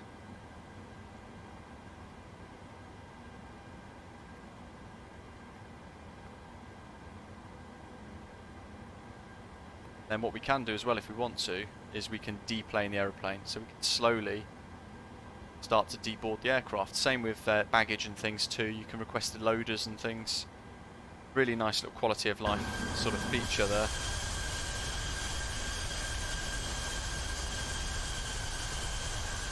Look at that. We are filling up Adelaide. We've still got more on approach. Should we draw the winner, folks? Or the two winners?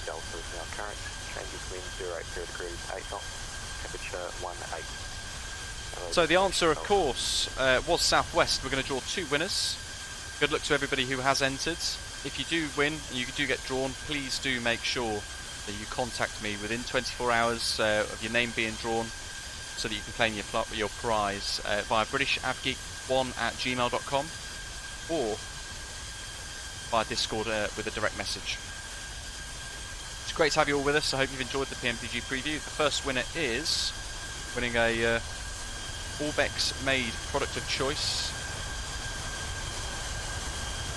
Richard White. Congratulations. Been a subscriber for a month now. Great to have you with us. And the second winner, Duke Dan Gaming as well. Welcome and congratulations to you as well. So there's our two winners for today. We've enjoyed this preview of the PMDG 737 for Microsoft Flight Simulator being illuminated by that Airbus strobes. So there we go. Two winners drawn. Each one of you has won a copy of an Orbx made product of choice as well. So big congratulations. I hope you've enjoyed it. Look at that. Doesn't it look good? In partnership with some very good scenery as well.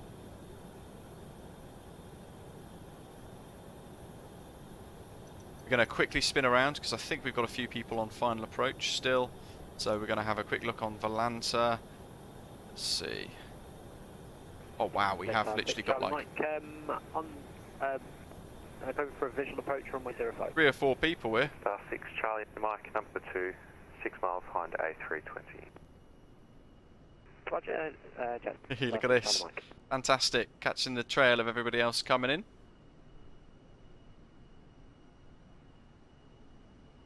Ed, what a plane. Absolutely. Let's see, where's these touchdown zones? I'm hoping the PMDG 737 will be releasing soon for you folks, because it is a brilliant aeroplane. They have done a wonderful job with it as well, so I can highly recommend it. I've absolutely loved every second of flying it so far too, and you guys, I'm certain, will absolutely love it when it drops. We've got one, we've got two, we've got 3 more aircraft left to go, and we'll watch everybody fly in for the remainder of today's flight as the sun sets in Adelaide, Australia. Here's a Jetstar. Nice looking touchdown there for the Airbus.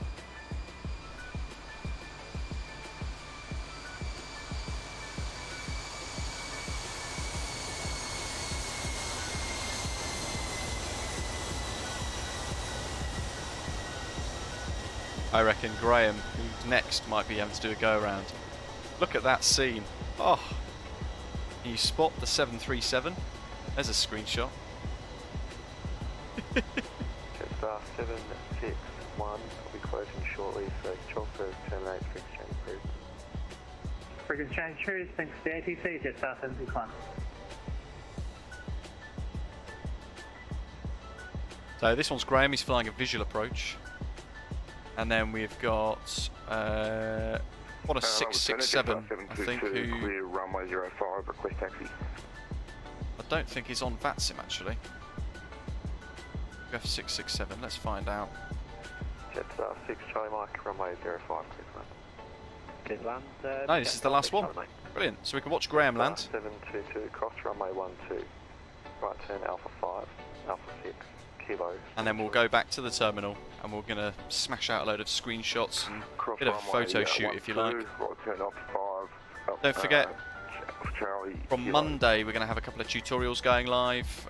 Tomorrow we're back in the 737. We're going for the split scimitar winglet version of the aircraft, and we're going to be wearing Southwest blue as well. We're heading off to the States, United States. We're going to be doing a 3-leg journey, or 3 airport / 2 sector set of flights, departing I think initially Chicago midway, I think. Let's have a quick look. I've got to try and remind myself now as to what we're supposed to be doing.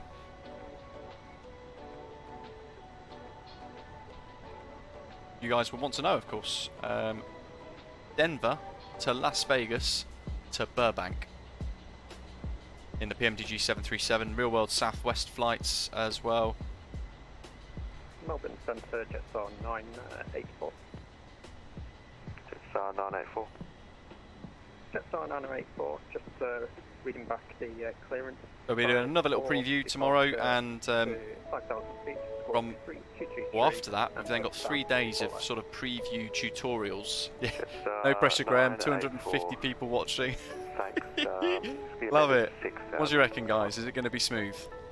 It's flying a visual approach. It looks alright. Maybe a tad high.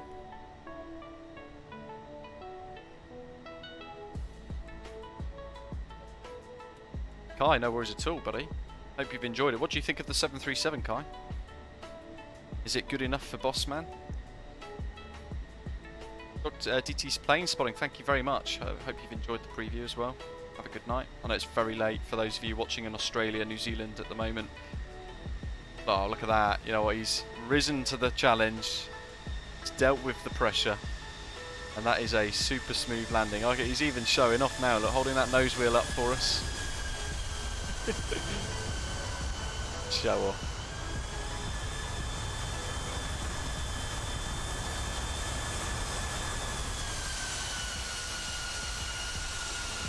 Hey, look at this. There we are, nestled in the middle in an Airbus sandwich. This is a nice bit of scenery as well. If I punch through the window, and we can slow down the drone camera.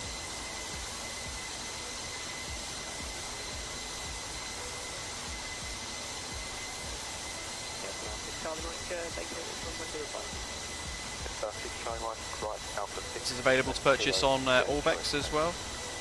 Right, Alpha 6 left kilo, taxi to the ATC, and appreciate how late it is. Where's my big orange / red plane? There we are. Oh. The jet bridge has decided to move itself. We must have finished boarding. That's the toolbar pushback for you. Thank you very much. Have a good night. Thanks for the ATC.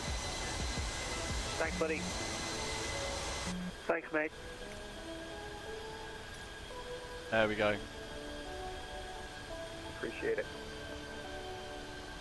There we are. Thank you to everybody who flew along as well. I hope you've enjoyed it. It's been a really nice little sector. Graham there racing in his nav lights. Put the zoom on 50. Look at that.